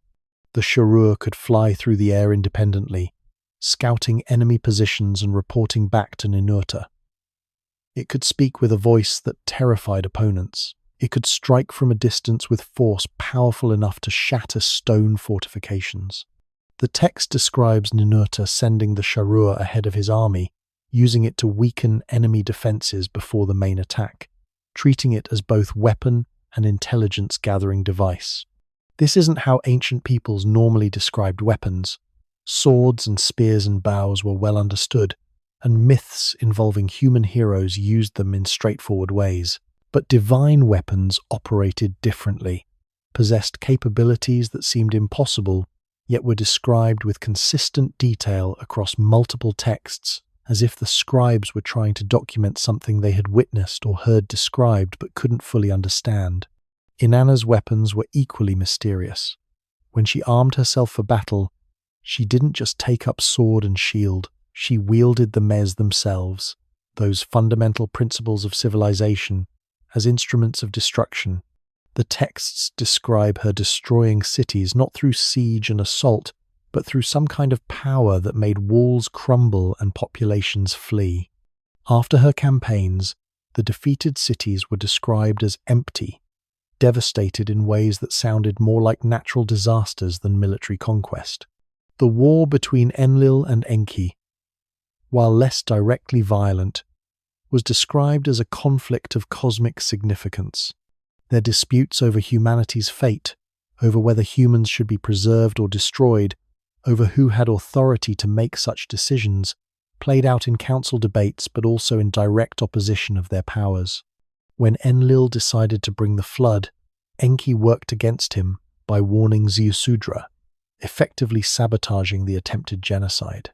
The aftermath, with Enlil's fury at discovering some humans had survived, reads like a political crisis within a ruling council, with recriminations and power struggles, and eventually an uneasy peace that resolved nothing permanently. Other texts describe wars between gods and chaos monsters, with Ninurta fighting the Asag, a demon whose very presence made the earth barren, whose body was composed of stones, and whose power corrupted the natural order. The battle is described in terms that sound like environmental catastrophe, with landscapes being destroyed, waters turning foul, and the earth itself becoming sick from the conflict. Ninurta's victory required not just defeating the Asag, but healing the land afterward, building dams to restore proper water flow and performing rituals to cleanse the contamination. What were these myths describing? If we read them as pure fantasy, they're interesting but reveal nothing beyond human imagination. But if we consider that they might encode observations of actual events, the descriptions become troubling. Weapons that fly and speak and strike from distances. Conflicts that devastate landscapes in ways that sound more like modern warfare than ancient battles. Powers that corrupt the environment and require extensive remediation. Factions within the Divine Council whose disagreements play out through actions that affect all of humanity. Archaeological evidence across Mesopotamia reveals periods of sudden, catastrophic destruction at various sites. Cities burned, populations displaced, landscapes altered in ways that suggest violence far beyond what rival human armies could inflict on each other.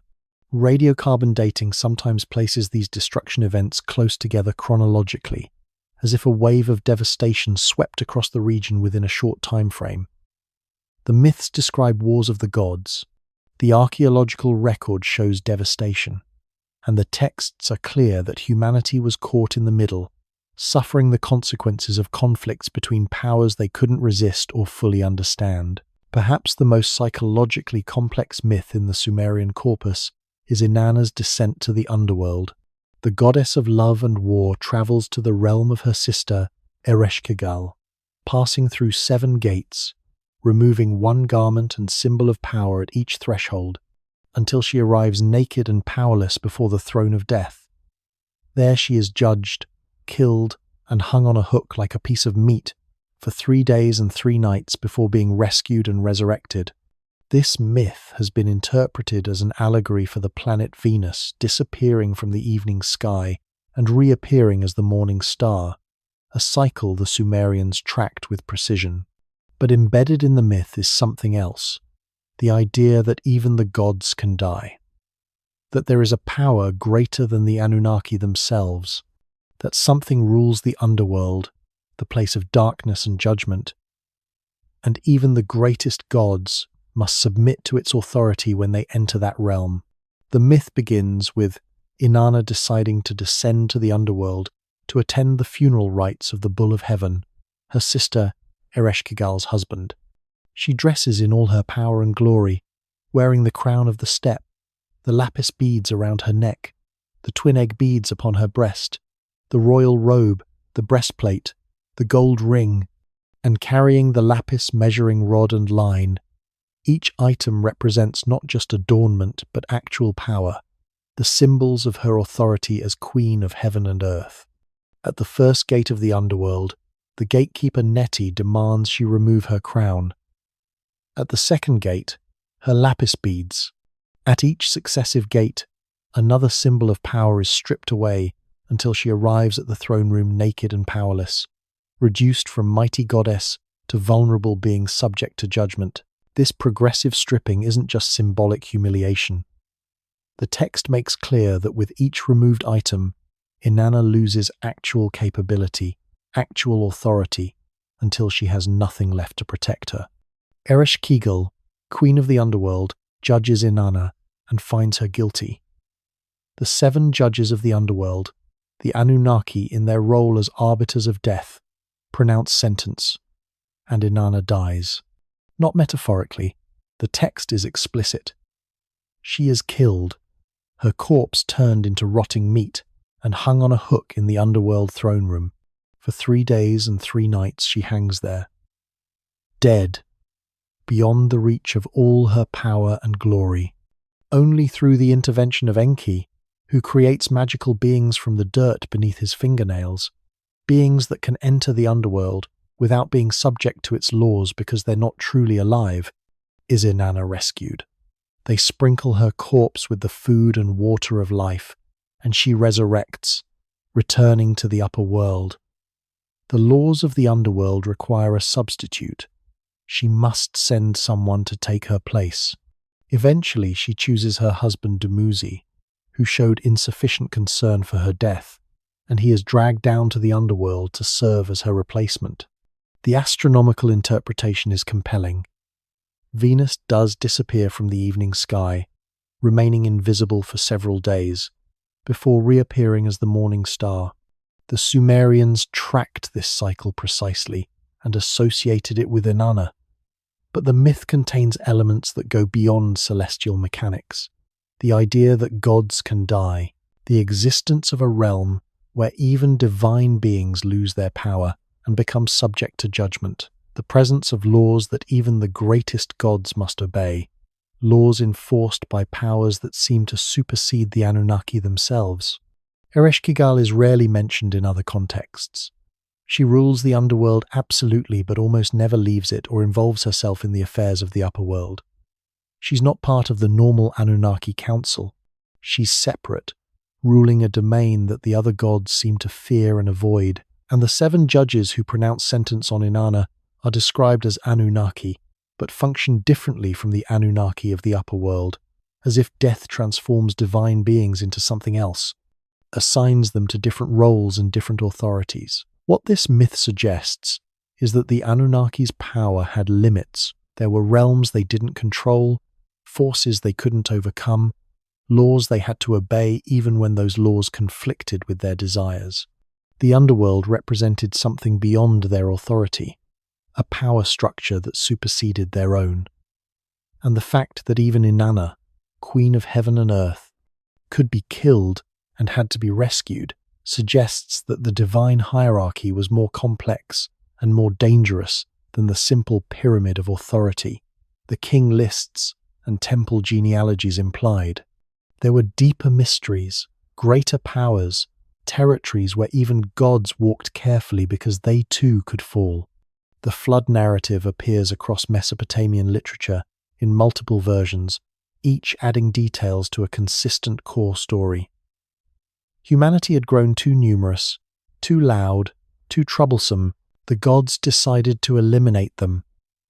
Enlil brought the waters. Only one man was warned by Enki, who defied the divine council's decision and whispered through the reed walls of a house, telling Ziusudra or Atrahasis, or Utnapishtim in later versions, to build a boat and save himself, his family, and representatives of all living creatures.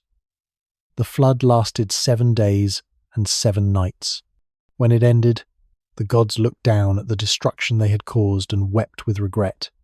They realized they had nearly destroyed the workforce they themselves depended on. This wasn't the righteous judgment of later religious traditions.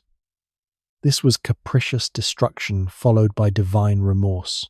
But some scholars have wondered if the flood myths encode not divine anger, but cosmic disaster.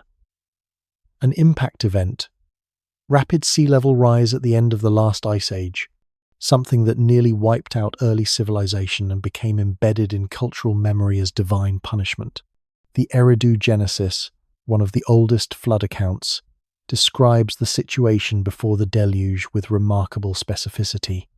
Cities had been built, kingship had been established, humanity had multiplied across the earth.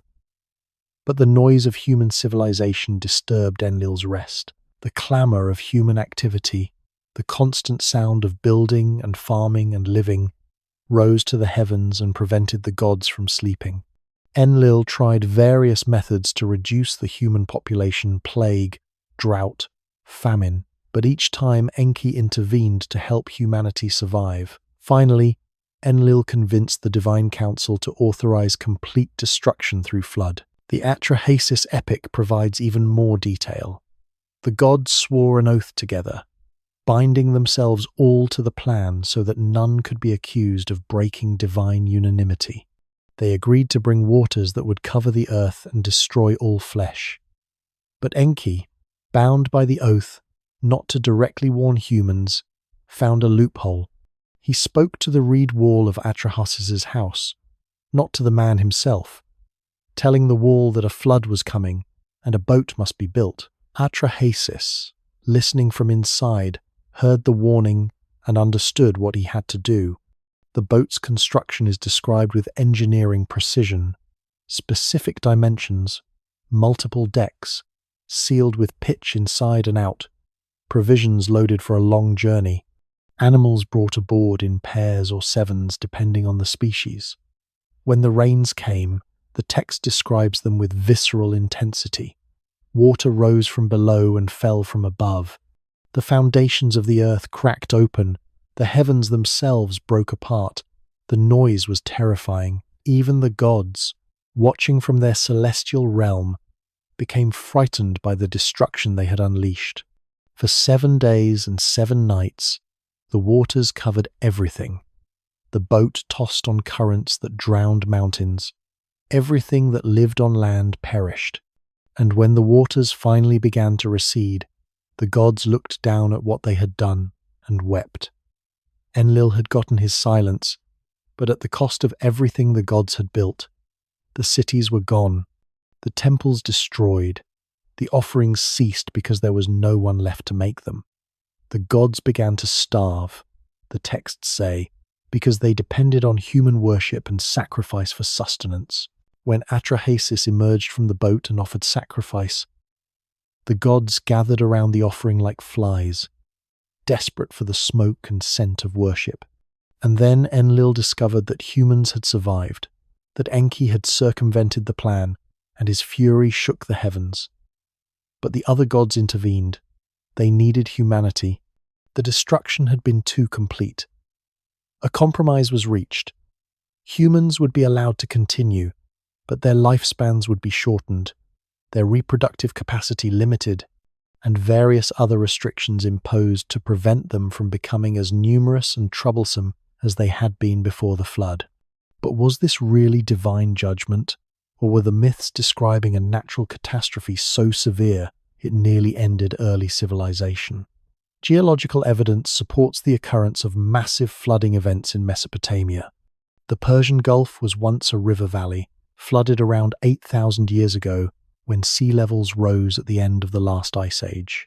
Regional floods from the Tigris and Euphrates could be catastrophic when multiple factors coincided: heavy rains, rapid snowmelt, storm surges from the Gulf. Archaeological excavations at Uruk, and other sites have found thick layers of water-deposited sediment separating earlier and later occupation levels, as if catastrophic floods really did occur and were remembered in cultural tradition. Some researchers have proposed even more dramatic scenarios: an asteroid impact in the Indian Ocean or Persian Gulf, a massive storm surge triggered by seismic activity, rapid glacial lake outbursts from Ice Age reservoirs. Any of these could have produced flooding on a scale that would have seemed like the end of the world to people living in the floodplains of Mesopotamia. And such an event, preserved in oral tradition for generations before being written down, might well have been interpreted through the religious framework available to ancient peoples as divine punishment, as the gods bringing destruction for humanity's failures. What the flood myths preserve, regardless of their exact origin, is the memory of catastrophe, of nearly complete destruction, of survival by the narrowest margin, of a world that ended and had to be rebuilt almost from nothing. And central to all versions is the idea that this wasn't random disaster but deliberate action by the Anunnaki, and that only Enki's intervention, his willingness to defy divine consensus to preserve humanity, allowed civilization to continue at all. We exist, according to these ancient texts, because one God chose to save us when all the others had voted for our extinction. The king lists make it clear that something fundamental changed after the flood. Before the deluge, Kings reigned for thousands or tens of thousands of years. After it, lifespans dropped dramatically, approaching more human normal durations within a few generations. The direct presence of the Anunnaki diminished. Hybrid god kings gave way to fully human monarchs who merely claimed divine sponsorship rather than divine parentage. It was as if the flood served as a boundary, a before and after moment in human history. Before, gods walking the earth, hybrid rulers, impossibly long lives. After, human civilization continuing but without direct divine intervention, maintaining rituals and knowledge systems but increasingly distant from their source. Something had been severed. The connection between heaven and earth had been cut, leaving humanity to continue alone with only memories and tablets to remind them that once things had been different. The Sumerian king list divides history explicitly into two periods, before the flood and after the flood. The division is absolute and undisputed across all versions of the text. Before the flood, kings with names like Alulim and Al-Aljar ruled for 28,800 years and 36,000 years respectively. These aren't symbolic numbers meant to convey a long time. They're recorded with the same bureaucratic precision used for grain tallies and temple revenues, as if the scribes believed they were documenting actual chronology. Then comes the flood. And, when kingship descends from heaven again afterward, everything is different. The first post-flood king, Jushur of Kish, reigns for 1,200 years, still impossibly long by modern standards, but a dramatic reduction from the pre-flood numbers. His successors' reigns grow progressively shorter. 900 years. 600 years. Within a few generations, the numbers approach what we might consider plausible for exceptionally long-lived but still human rulers. By the time we reach historical kings whose reigns can be verified through contemporary records, the numbers match normal human lifespans.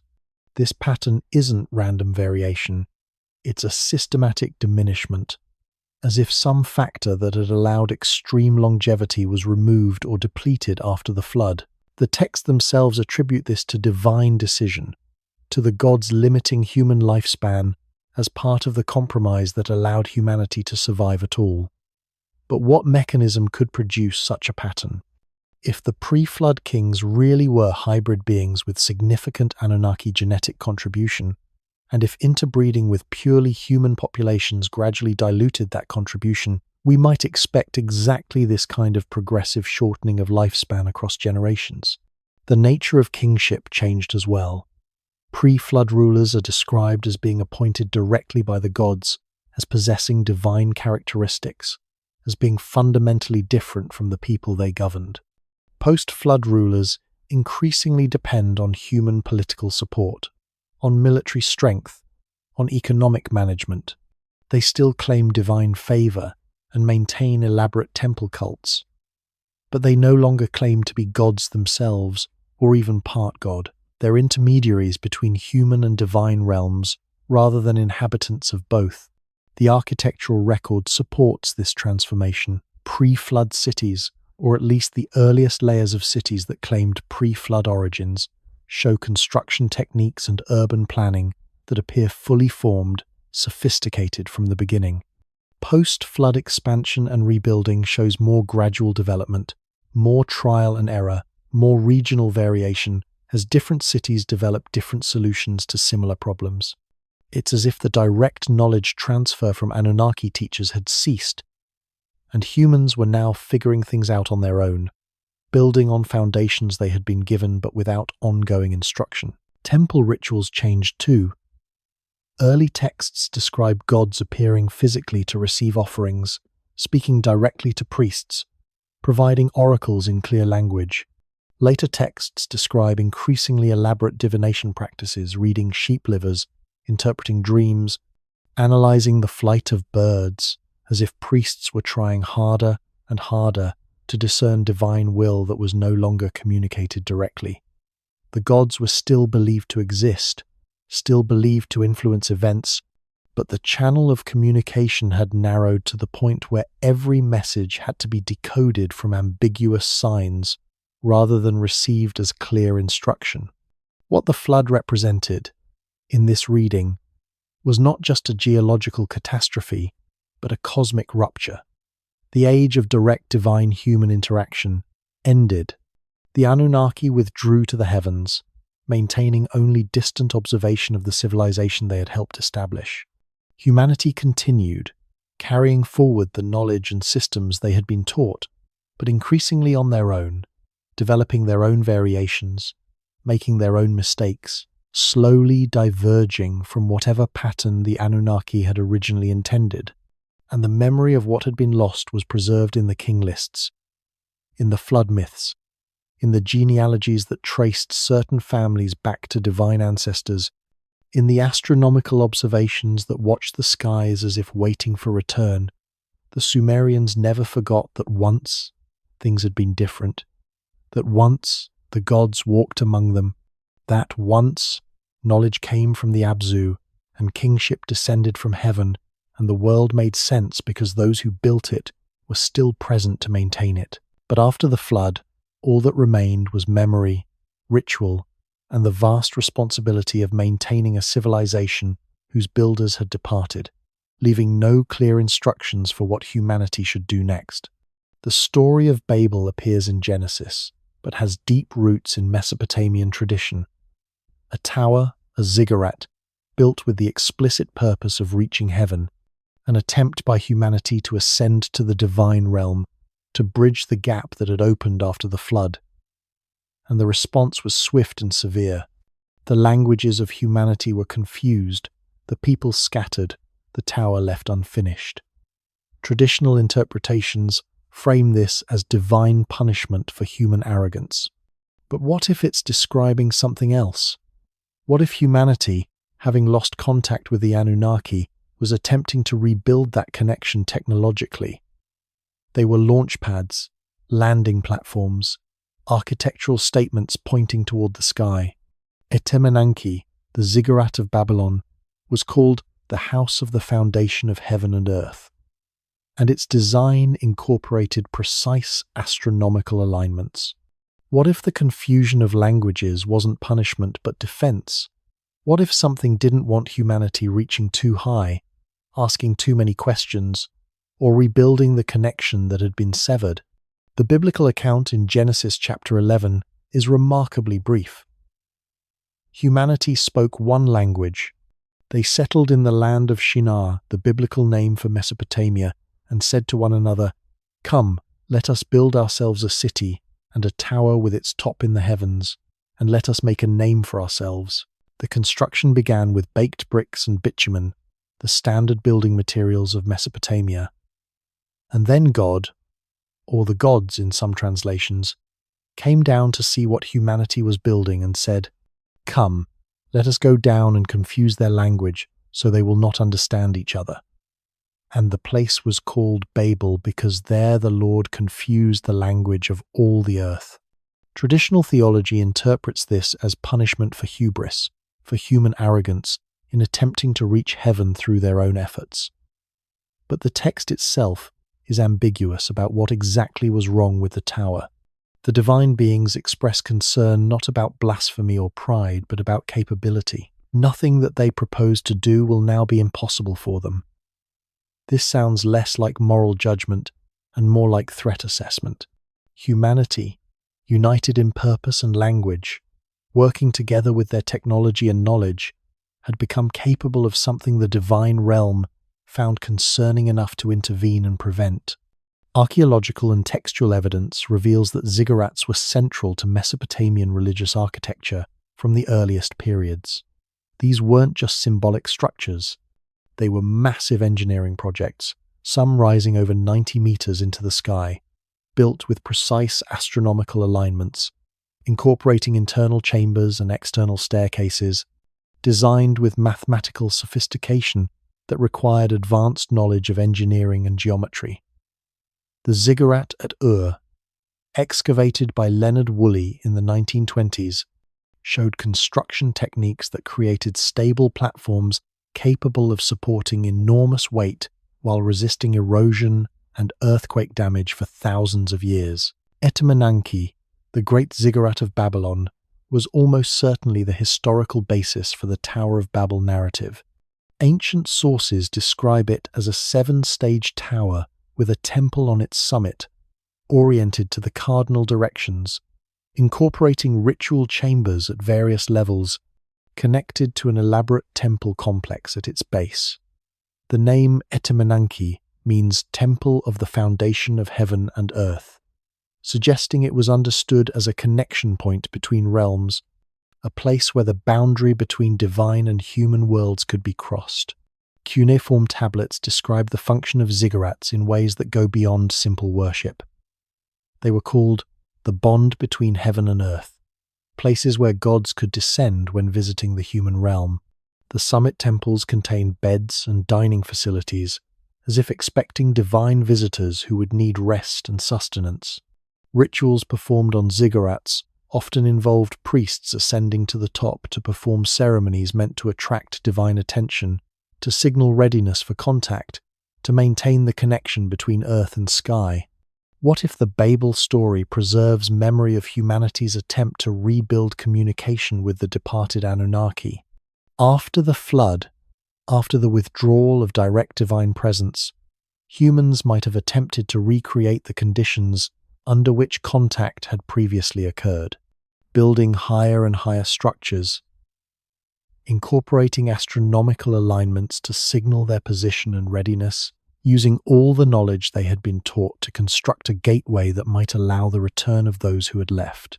And what if the confusion of languages wasn't divine punishment, but a defensive measure by whatever power had replaced or superseded the Anunnaki? By fragmenting human language and scattering populations, the ability to coordinate large-scale projects requiring sophisticated knowledge transfer was disrupted. Humanity could maintain local civilizations, could continue using the technologies they had been taught, but could no longer unite in the kind of coordinated effort that might actually succeed in re-establishing contact with powers that had chosen to withdraw. The fact that this story appears in Hebrew tradition, which developed much later and in a different cultural context than Sumerian civilization, suggests it preserved memory of something significant enough to be passed down across cultures and centuries. The tower that reached too high, the unified humanity that became too capable, the intervention that scattered them and ensured they could never again coordinate on that scale, and the unfinished monument standing as a reminder that some boundaries are enforced, some connections are meant to stay severed, and some knowledge is not meant to be reclaimed. The Book of Enoch describes the Watchers, the 200 angels who descended to Mount Hermon, teaching humanity knowledge that was explicitly forbidden. Azazel taught men to make swords, knives, shields, and armor, and women to beautify themselves with cosmetics and jewelry. Semyaza taught enchantments and root cutting. Armoros taught the resolving of enchantments. Barakel taught astrology. Kokabiel taught the constellations. Ezekiel taught the knowledge of the clouds. This wasn't benevolent gift-giving. This was a violation of divine law, the sharing of knowledge that humanity wasn't meant to possess. The text makes it clear that these teachings corrupted humanity, leading to violence, vanity, and attempts to manipulate natural and supernatural forces beyond human understanding. The Watchers were bound in the valleys of the earth until the day of judgment, and the flood was sent to cleanse the world of the corruption their teachings had caused. But here's the unsettling question. Who decided this knowledge was forbidden? Who established the boundaries of what humanity was allowed to know? And what happened to that authority structure when the Anunnaki themselves disappeared? The Book of Enoch, preserved in its complete form only in the Ethiopian Orthodox tradition, though fragments exist in Greek, Aramaic, and the Dead Sea Scrolls, provides details about the Watchers that don't appear in the canonical biblical texts. 200 angels, organized in a hierarchical structure with named leaders, descended to Mount Hermon in the days of Jared, during the generations between Adam and Noah. They swore an oath together, binding themselves mutually to their plan, so that no individual could be held solely responsible for the transgression they were about to commit. Their initial motivation was desire for human women, but what followed was a systematic program of knowledge transfer that transformed human civilization. The text is explicit that this knowledge was forbidden, that it violated divine law, that it gave humans capabilities they were not meant to have: metalworking and weapon manufacture, cosmetics and personal adornment, enchantments and pharmacology, astrology and celestial observation, cloud reading and weather prediction, root cutting and agricultural manipulation, writing and notation. These weren't random teachings. They represented a complete technological package, everything needed to establish advanced civilization: military technology, manufacturing, cosmology, agriculture, recording systems. The parallels to the mez that Enki brought up from the Abzu are impossible to ignore. In both traditions, divine beings transfer knowledge to humanity against the wishes or without the permission of higher authorities. In both traditions, this knowledge transforms human society, and in both traditions, there are consequences. The Book of Enoch describes the results of these teachings in dark terms. Men became skilled in warfare, manufacturing weapons that made their conflicts more deadly. Women became vain, obsessed with appearance rather than substance. Humanity learned to manipulate forces they couldn't fully control, attempting magic and enchantments that produced unpredictable results. The hybrid children of the Watchers and human women grew into giants who consumed everything and spread violence across the earth. The punishment was severe and multi-layered. The archangels Michael, Raphael, Gabriel, and Uriel were sent to address the crisis. Raphael bound Azazel in the wilderness, covering him with rough stones in a place of darkness, where he would remain until the day of judgment. Gabriel destroyed the hybrid giants, setting them against each other so they killed themselves in mutual warfare. Michael bound the other Watchers in the valleys of the earth, imprisoning them for 70 generations, and the flood was sent to cleanse the world of the corruption their teachings had produced. But the knowledge itself couldn't be completely erased. Noah, the righteous survivor, possessed some of it. The traditions preserved in his family and passed down to his descendants included astronomy, agriculture, metalworking, all the arts the Watchers had taught. The flood destroyed the corruption but not the capabilities. Humanity emerged from the deluge diminished but still possessing knowledge they had been given. Knowledge that would allow civilization to rebuild. This raises profound questions about authority and control. Who decided which knowledge was permissible and which was forbidden? The text presents this as divine law, but who established that law and why? If the Watchers were angels, messengers, and servants of God, why did they have access to forbidden knowledge in the first place? Were they rebelling against unjust restrictions or violating necessary boundaries? And if there was an authority structure that could punish the Watchers, bind them for generations, send floods to cleanse corruption, where was that authority when the Anunnaki were teaching humanity and creating hybrid offspring and walking the earth as kings? The parallels between the Watchers' narrative and the Anunnaki traditions suggest they might be describing the same events from different theological perspectives. Divine beings descended. They taught humanity advanced knowledge. They took human wives and produced hybrid offspring. Their actions led to corruption and violence. A flood was sent that nearly destroyed humanity. The divine beings were removed from direct contact with humanity.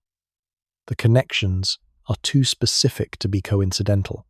But there's a crucial difference. The Book of Enoch presents the Watchers' teachings as transgression against a higher authority that subsequently intervened to stop them. The Sumerian texts present the Anunnaki's teachings as their prerogative as creators and rulers of humanity. One narrative describes rebellion punished, the other describes authority exercised. Which framing is correct? Or are both attempts to explain the same sequence of events, divine knowledge transfer followed by catastrophe followed by divine departure, through different cultural and theological lenses? And if there was indeed a higher authority that judged and punished the Watchers for teaching humanity forbidden knowledge, what happened to that authority? Why did it intervene once and then apparently withdraw, leaving humanity to develop on its own? The tablets and texts describe the Anunnaki departing, but they don't describe what replaced them or what continued to govern the cosmic order they left behind. The silence is unsettling, as if something intervened once, severely, and then stepped back to observe what humanity would do with the knowledge we had been given and the memory of what had been taken away. In Babylonian mythology, which evolved from Sumerian tradition after the rise of Babylon as a political power, a new god ascends to supremacy. Marduk, patron deity of Babylon, defeats the primordial chaos goddess Tiamat in cosmic battle, and from her body creates the world. He takes the tablet of destinies from her and becomes supreme ruler of heaven and earth. The older Anunnaki, including Anu and Enlil, bow before him and acknowledge his authority. This wasn't a gradual theological evolution. The Enuma Elish, the Babylonian creation epic, describes a violent cosmic revolution, a changing of the guard, a new power structure imposed through force.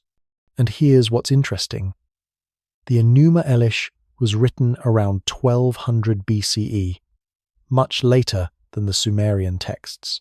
It describes events set in mythological deep time, but it was composed during a period of massive political and cultural change in Mesopotamia. Was it pure political propaganda, elevating Babylon's god to supremacy to match the city's political dominance? Or was it recording, in mythological language, an actual shift in whatever cosmic hierarchy the Anunnaki represented? The Enuma Elish, recovered from the library of Ashurbanipal in Nineveh, and first translated by George Smith in 1876, tells a story dramatically different from the Sumerian creation narratives. Where the older texts describe the Anunnaki as a stable hierarchy with Anu at the top and various gods serving specialized functions, the Enuma Elish describes cosmic revolution and violent succession. In the beginning, according to this text, there was Apsu, the fresh water, and Tiamat, the salt water, and from their mingling the first gods were born. But these gods were noisy and disturbing, preventing Apsu from resting. He decided to destroy them, but Ea, the Babylonian version of Enki, discovered the plot and killed Apsu first, establishing his dwelling in the depths where Apsu had ruled. From this dwelling, Ea's son Marduk was born, already possessing 4 eyes and 4 ears, already capable of awesome power. Tiamat, enraged at her consort's death, created an army of monsters to destroy the younger gods. She appointed Kingu as her champion and gave him the Tablet of Destinies, conferring supreme authority. The younger gods panicked, unable to stand against Tiamat's power. But Marduk offered to fight her on one condition. If he won, he would become supreme ruler, and all the gods would bow to his authority. Desperate, they agreed. The battle between Marduk and Tiamat is described with vivid detail. Marduk caught her in a net, drove evil wind into her mouth when she opened it to devour him, shot an arrow through her distended belly that split her heart. He cut her body in half, using one part to form the sky and the other to form the earth. From her eyes flowed the Tigris and Euphrates. From Kingu's blood, mixed with earth, he created humanity to serve the gods. And he took the Tablet of Destinies, claiming supreme authority over heaven and earth. The older gods Anu, Enlil, Ea, and the rest acknowledged Marduk's supremacy and gave him 50 names, each representing a different aspect of divine power. They built Babylon as his city and Esagila as his temple.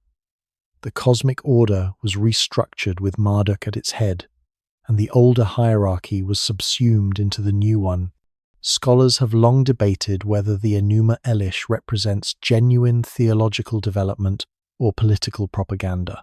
Babylon rose to dominance in Mesopotamia during the Old Babylonian period, 1800 to 1600 BCE, and reached its peak power under Nebuchadnezzar in the 6th century BCE.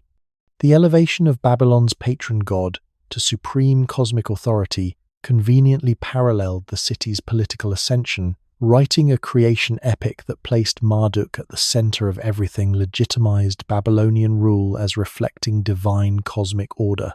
But there are elements in the text that don't fit neatly into a propaganda framework. The older gods aren't eliminated or humiliated. They acknowledge Marduk's supremacy, but retain their functions and receive honor.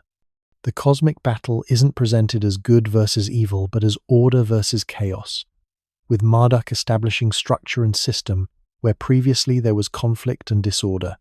And the text was composed and preserved by priests who maintained continuity with older Sumerian traditions, who preserved and copied the ancient texts even while elevating their own city's god.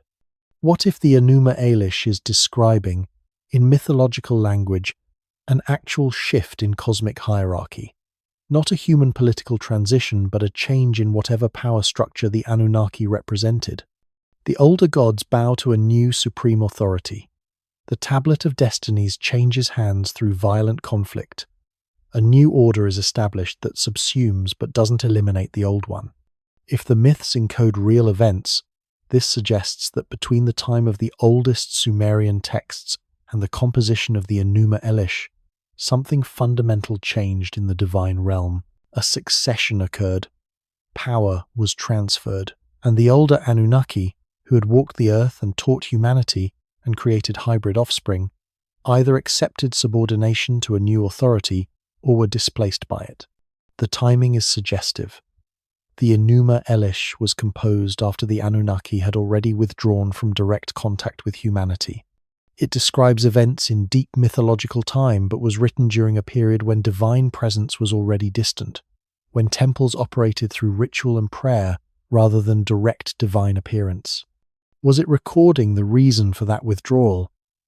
Was Marduk's ascension connected to the departure of the older gods? Did something happen in the divine hierarchy that ended the age of direct intervention and began the age of distant worship? The parallels between Mesopotamian and Greek mythology have long fascinated scholars.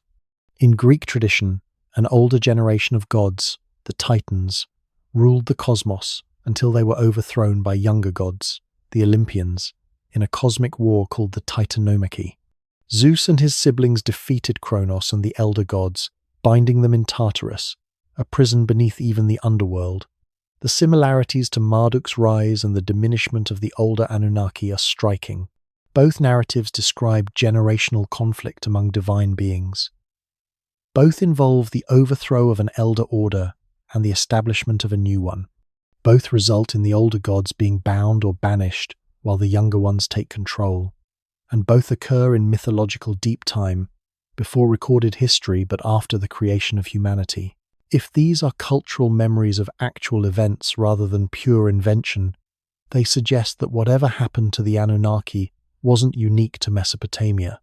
It was part of a larger pattern, a cosmic shift that echoed across multiple ancient civilizations. The Titanomachy, preserved in Hesiod's Theogony from the 8th century BCE, describes a war that lasted 10 years between the older Titan gods led by Kronos and the younger Olympian gods led by Zeus. The Titans had ruled since the beginning of time, having themselves overthrown the even more primordial Ouranos. But Kronos, fearing prophecy that he would be overthrown by his children, swallowed each one as they were born. Only Zeus escaped, hidden by his mother Rhea, and when he reached maturity, he freed his siblings and led them in rebellion against the Titans. The war was cosmic in scale. Mountains shattered, the earth burned, the seas boiled. Weapons of impossible power were wielded by both sides. Zeus wielded lightning bolts forged by the Cyclopes. The Titans fought with the raw forces of nature they had controlled since creation. But the younger gods, though fewer in number, fought with superior strategy and newfound weapons, and eventually they prevailed. The defeated Titans were bound in Tartarus, a prison so deep beneath the underworld that an anvil would fall for 9 days before reaching it. Kronos and the other Titans were imprisoned there, guarded by monsters, unable to escape or influence the world above. The Olympians established their rule on Mount Olympus, restructuring the cosmic order with Zeus as supreme authority, distributing domains among the victorious younger gods, and beginning a new era in divine governance. The structural parallels to both the Enuma Elish and the older Anunnaki narratives are remarkable. An elder generation of gods rules the cosmos. A younger generation rises to challenge them. Cosmic war erupts, devastating the earth. The younger gods win through superior weapons or strategy. The elder gods are defeated but not destroyed, instead being bound or imprisoned. A new cosmic order is established with the victorious younger generation in control. These parallels appear across cultures separated by vast distances and significant time periods. Mesopotamian, Hebrew, and Greek traditions all preserve versions of divine succession through conflict. Hindu mythology describes similar patterns with the Devas and Asuras. Norse mythology has the war between the Aesir and Vanir. Egyptian mythology contains echoes in the conflicts between Osiris, Set, and Horus. The consistency suggests either widespread cultural diffusion of mythological motifs or more unsettling independent preservation of common memories, different cultures recording the same sequence of events through their own religious frameworks. If these myths encode actual cosmic events rather than pure imagination, they suggest that whatever happened to the Anunnaki was part of a larger pattern affecting the entire divine hierarchy across the ancient world. A succession, a revolution, a changing of the guard that occurred in mythological deep time, but was remembered clearly enough to be embedded in the foundational myths of multiple civilizations. And there's a common thread across all these traditions. After the cosmic war, after the succession, direct divine presence in human affairs diminished. The younger gods who won didn't walk the earth as their predecessors had. They ruled from distant heavens, intervening occasionally but no longer living among humans, no longer teaching directly, no longer creating hybrid offspring or establishing dynasties. As if the war itself, or the victory of the younger gods, established a new protocol that required distance between divine and human realms. As if one of the casualties of the cosmic revolution was the intimate connection that had previously existed between gods and humans, a connection that the older deities like the Anunnaki had maintained, but which the new order chose or was required to sever. So we return to the question that opened this journey. What if the Anunnaki didn't leave by choice? What if something more powerful arrived? The myths, when read as potentially encoded history rather than pure fantasy, contain consistent patterns. An older order of gods who descended from the heavens, who created or modified humanity, who walked the earth as kings and teachers, a period of divine human interaction that ended abruptly, wars among the gods themselves, a flood that nearly destroyed humanity, a gradual withdrawal of direct divine presence, and in later myths from various cultures, the emergence of a new divine order that claimed supremacy over the old. If we take these patterns seriously, not as literal fact, but as potential memory filtered through the only interpretive framework available to ancient peoples, they suggest a sequence: arrival, intervention, conflict, departure. But departure under what circumstances? Were the Anunnaki recalled by some higher authority? Did they lose a war to a more powerful faction? Did something happen that made Earth inhospitable or irrelevant to them?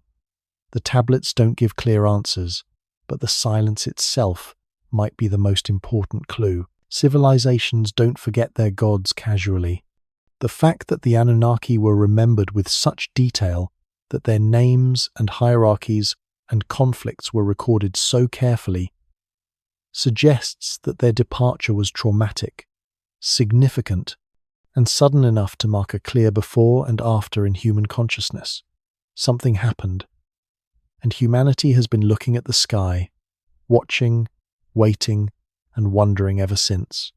The evidence, when assembled from tablets and king lists and temple inscriptions across millennia, forms a pattern. The Anunnaki arrived or emerged in the deep past, bringing kingship and knowledge and transforming scattered human settlements into urban civilization. They walked among humans, created hybrid offspring who ruled as kings with superhuman capabilities and impossibly long lifespans. They established hierarchies, built temples, organized society according to principles they brought from wherever they came from, the sky, the Abzu, the cosmic realm beyond human understanding. But their presence was not peaceful. The tablets describe conflicts among them, Enlil versus Enki over humanity's fate, struggles over the tablet of destinies that determined who held supreme authority, wars using weapons that shattered mountains and made stones speak, Inanna's descent revealing that even gods could die, that there were powers greater than the Anunnaki themselves. These weren't stable, benevolent rulers guiding humanity gently toward enlightenment. These were powerful beings engaged in their own struggles, their own political conflicts, their own succession crises, and humanity was caught in the middle. Created to serve, taught enough to be useful but with boundaries placed on what knowledge we could access. The Watchers who crossed those boundaries, who taught forbidden arts, were punished severely. The Tower of Babel that attempted to rebuild connection with departed gods was scattered and confused. Humanity was allowed to maintain what we had been given but prevented from reaching beyond it, from reconnecting with sources of knowledge that had withdrawn. The flood marks a clear boundary in every tradition that preserves it. Before, gods walking the earth, hybrid rulers with impossible lifespans, direct divine intervention. After, gradual diminishment, increasing distance, human monarchs claiming divine favor but no longer possessing divine blood. Something fundamental changed. The age of direct contact ended, and the explanations, preserved in myths across multiple cultures, all involve conflict, catastrophe, and cosmic succession. Marduk rises to supremacy in Babylon, and the older Anunnaki bow before him. The Olympians defeat the Titans and bind them in Tartarus. Across cultures separated by geography and time, the pattern repeats. Younger gods overthrow elder ones, and after the succession, the elder gods withdraw or are withdrawn, no longer walking the earth, no longer directly accessible to human worship. What if the Anunnaki didn't choose to leave? What if they lost? What if the cosmic succession described in the Enuma Elish and echoed in Greek mythology actually occurred, and the beings who had walked the earth as teachers and kings were defeated, bound, or banished by whatever power structure replaced them? The younger gods who took control established different protocols, different relationships with humanity, distance instead of intimacy, prayer instead of direct communication, divination instead of clear instruction. Or perhaps the Anunnaki were recalled by an authority even higher than themselves, judged for their intervention in human affairs, for creating hybrid offspring, for teaching knowledge that humanity wasn't supposed to possess. The Watchers were bound in the valleys of the earth. Perhaps the Anunnaki faced similar judgment, removed from their positions, prevented from continuing their direct involvement with the civilization they had helped establish. Or perhaps something happened that made Earth no longer relevant or accessible to them. A cosmic shift that closed whatever pathways they had used to travel between their realm and ours. A change in conditions that made their presence here unsustainable or dangerous. The astronomical obsession that followed their departure suggests the Sumerians were watching for return, tracking planetary movements with desperate precision, as if hoping to detect the signs that would indicate the pathways were opening again. The tablets don't provide definitive answers. They provide fragments, patterns, memories, preserved through religious frameworks that attempted to make sense of events beyond their author's full comprehension. But the silence itself is telling.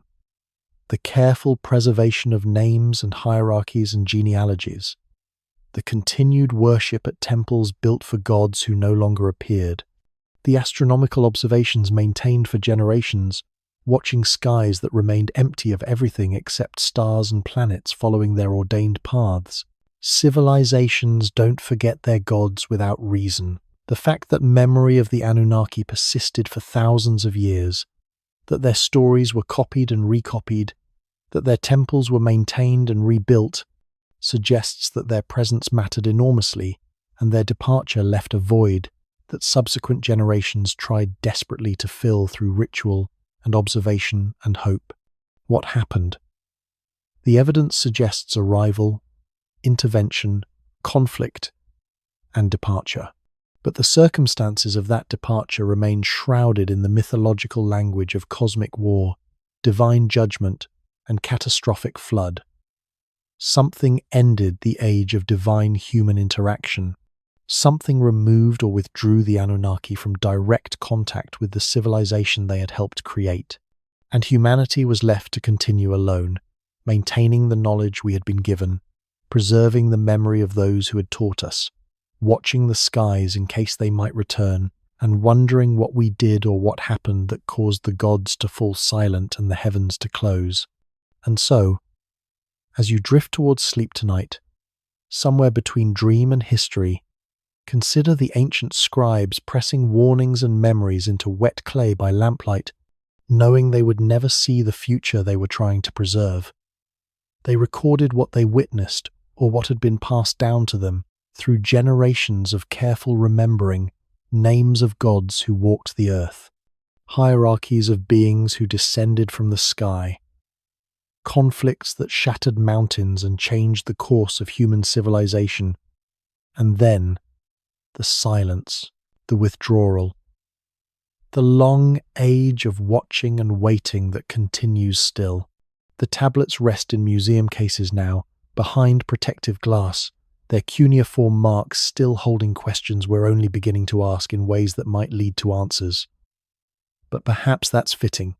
Perhaps some knowledge is meant to wait, patient as stone, until the moment we're ready to understand what our ancestors were truly saying.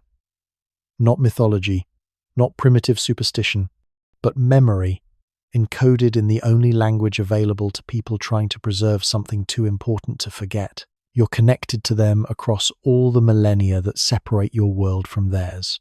The same questions that kept Sumerian astronomers watching the night sky with desperate precision still pull at human consciousness today. Where did we come from? Who taught us? Why did they leave? Will they return? The tablets don't answer these questions conclusively, but they preserve them, keep them alive, ensure that the wondering continues across generations. So let yourself drift now into the same darkness those ancient watchers knew, under the same stars they tracked with such intensity, part of the same human story of memory and mystery and hope. The Anunnaki may be silent, the heavens may seem empty, but the questions remain. And perhaps, in the space between sleeping and waking, in the dreams that come when consciousness releases its grip, some echo of that ancient knowledge still resonates, still calls, still connects us to a past that was stranger and more profound than we've allowed ourselves to believe. Rest now. The ancient world will still be here, waiting with its secrets and its silence when you wake. If you wake,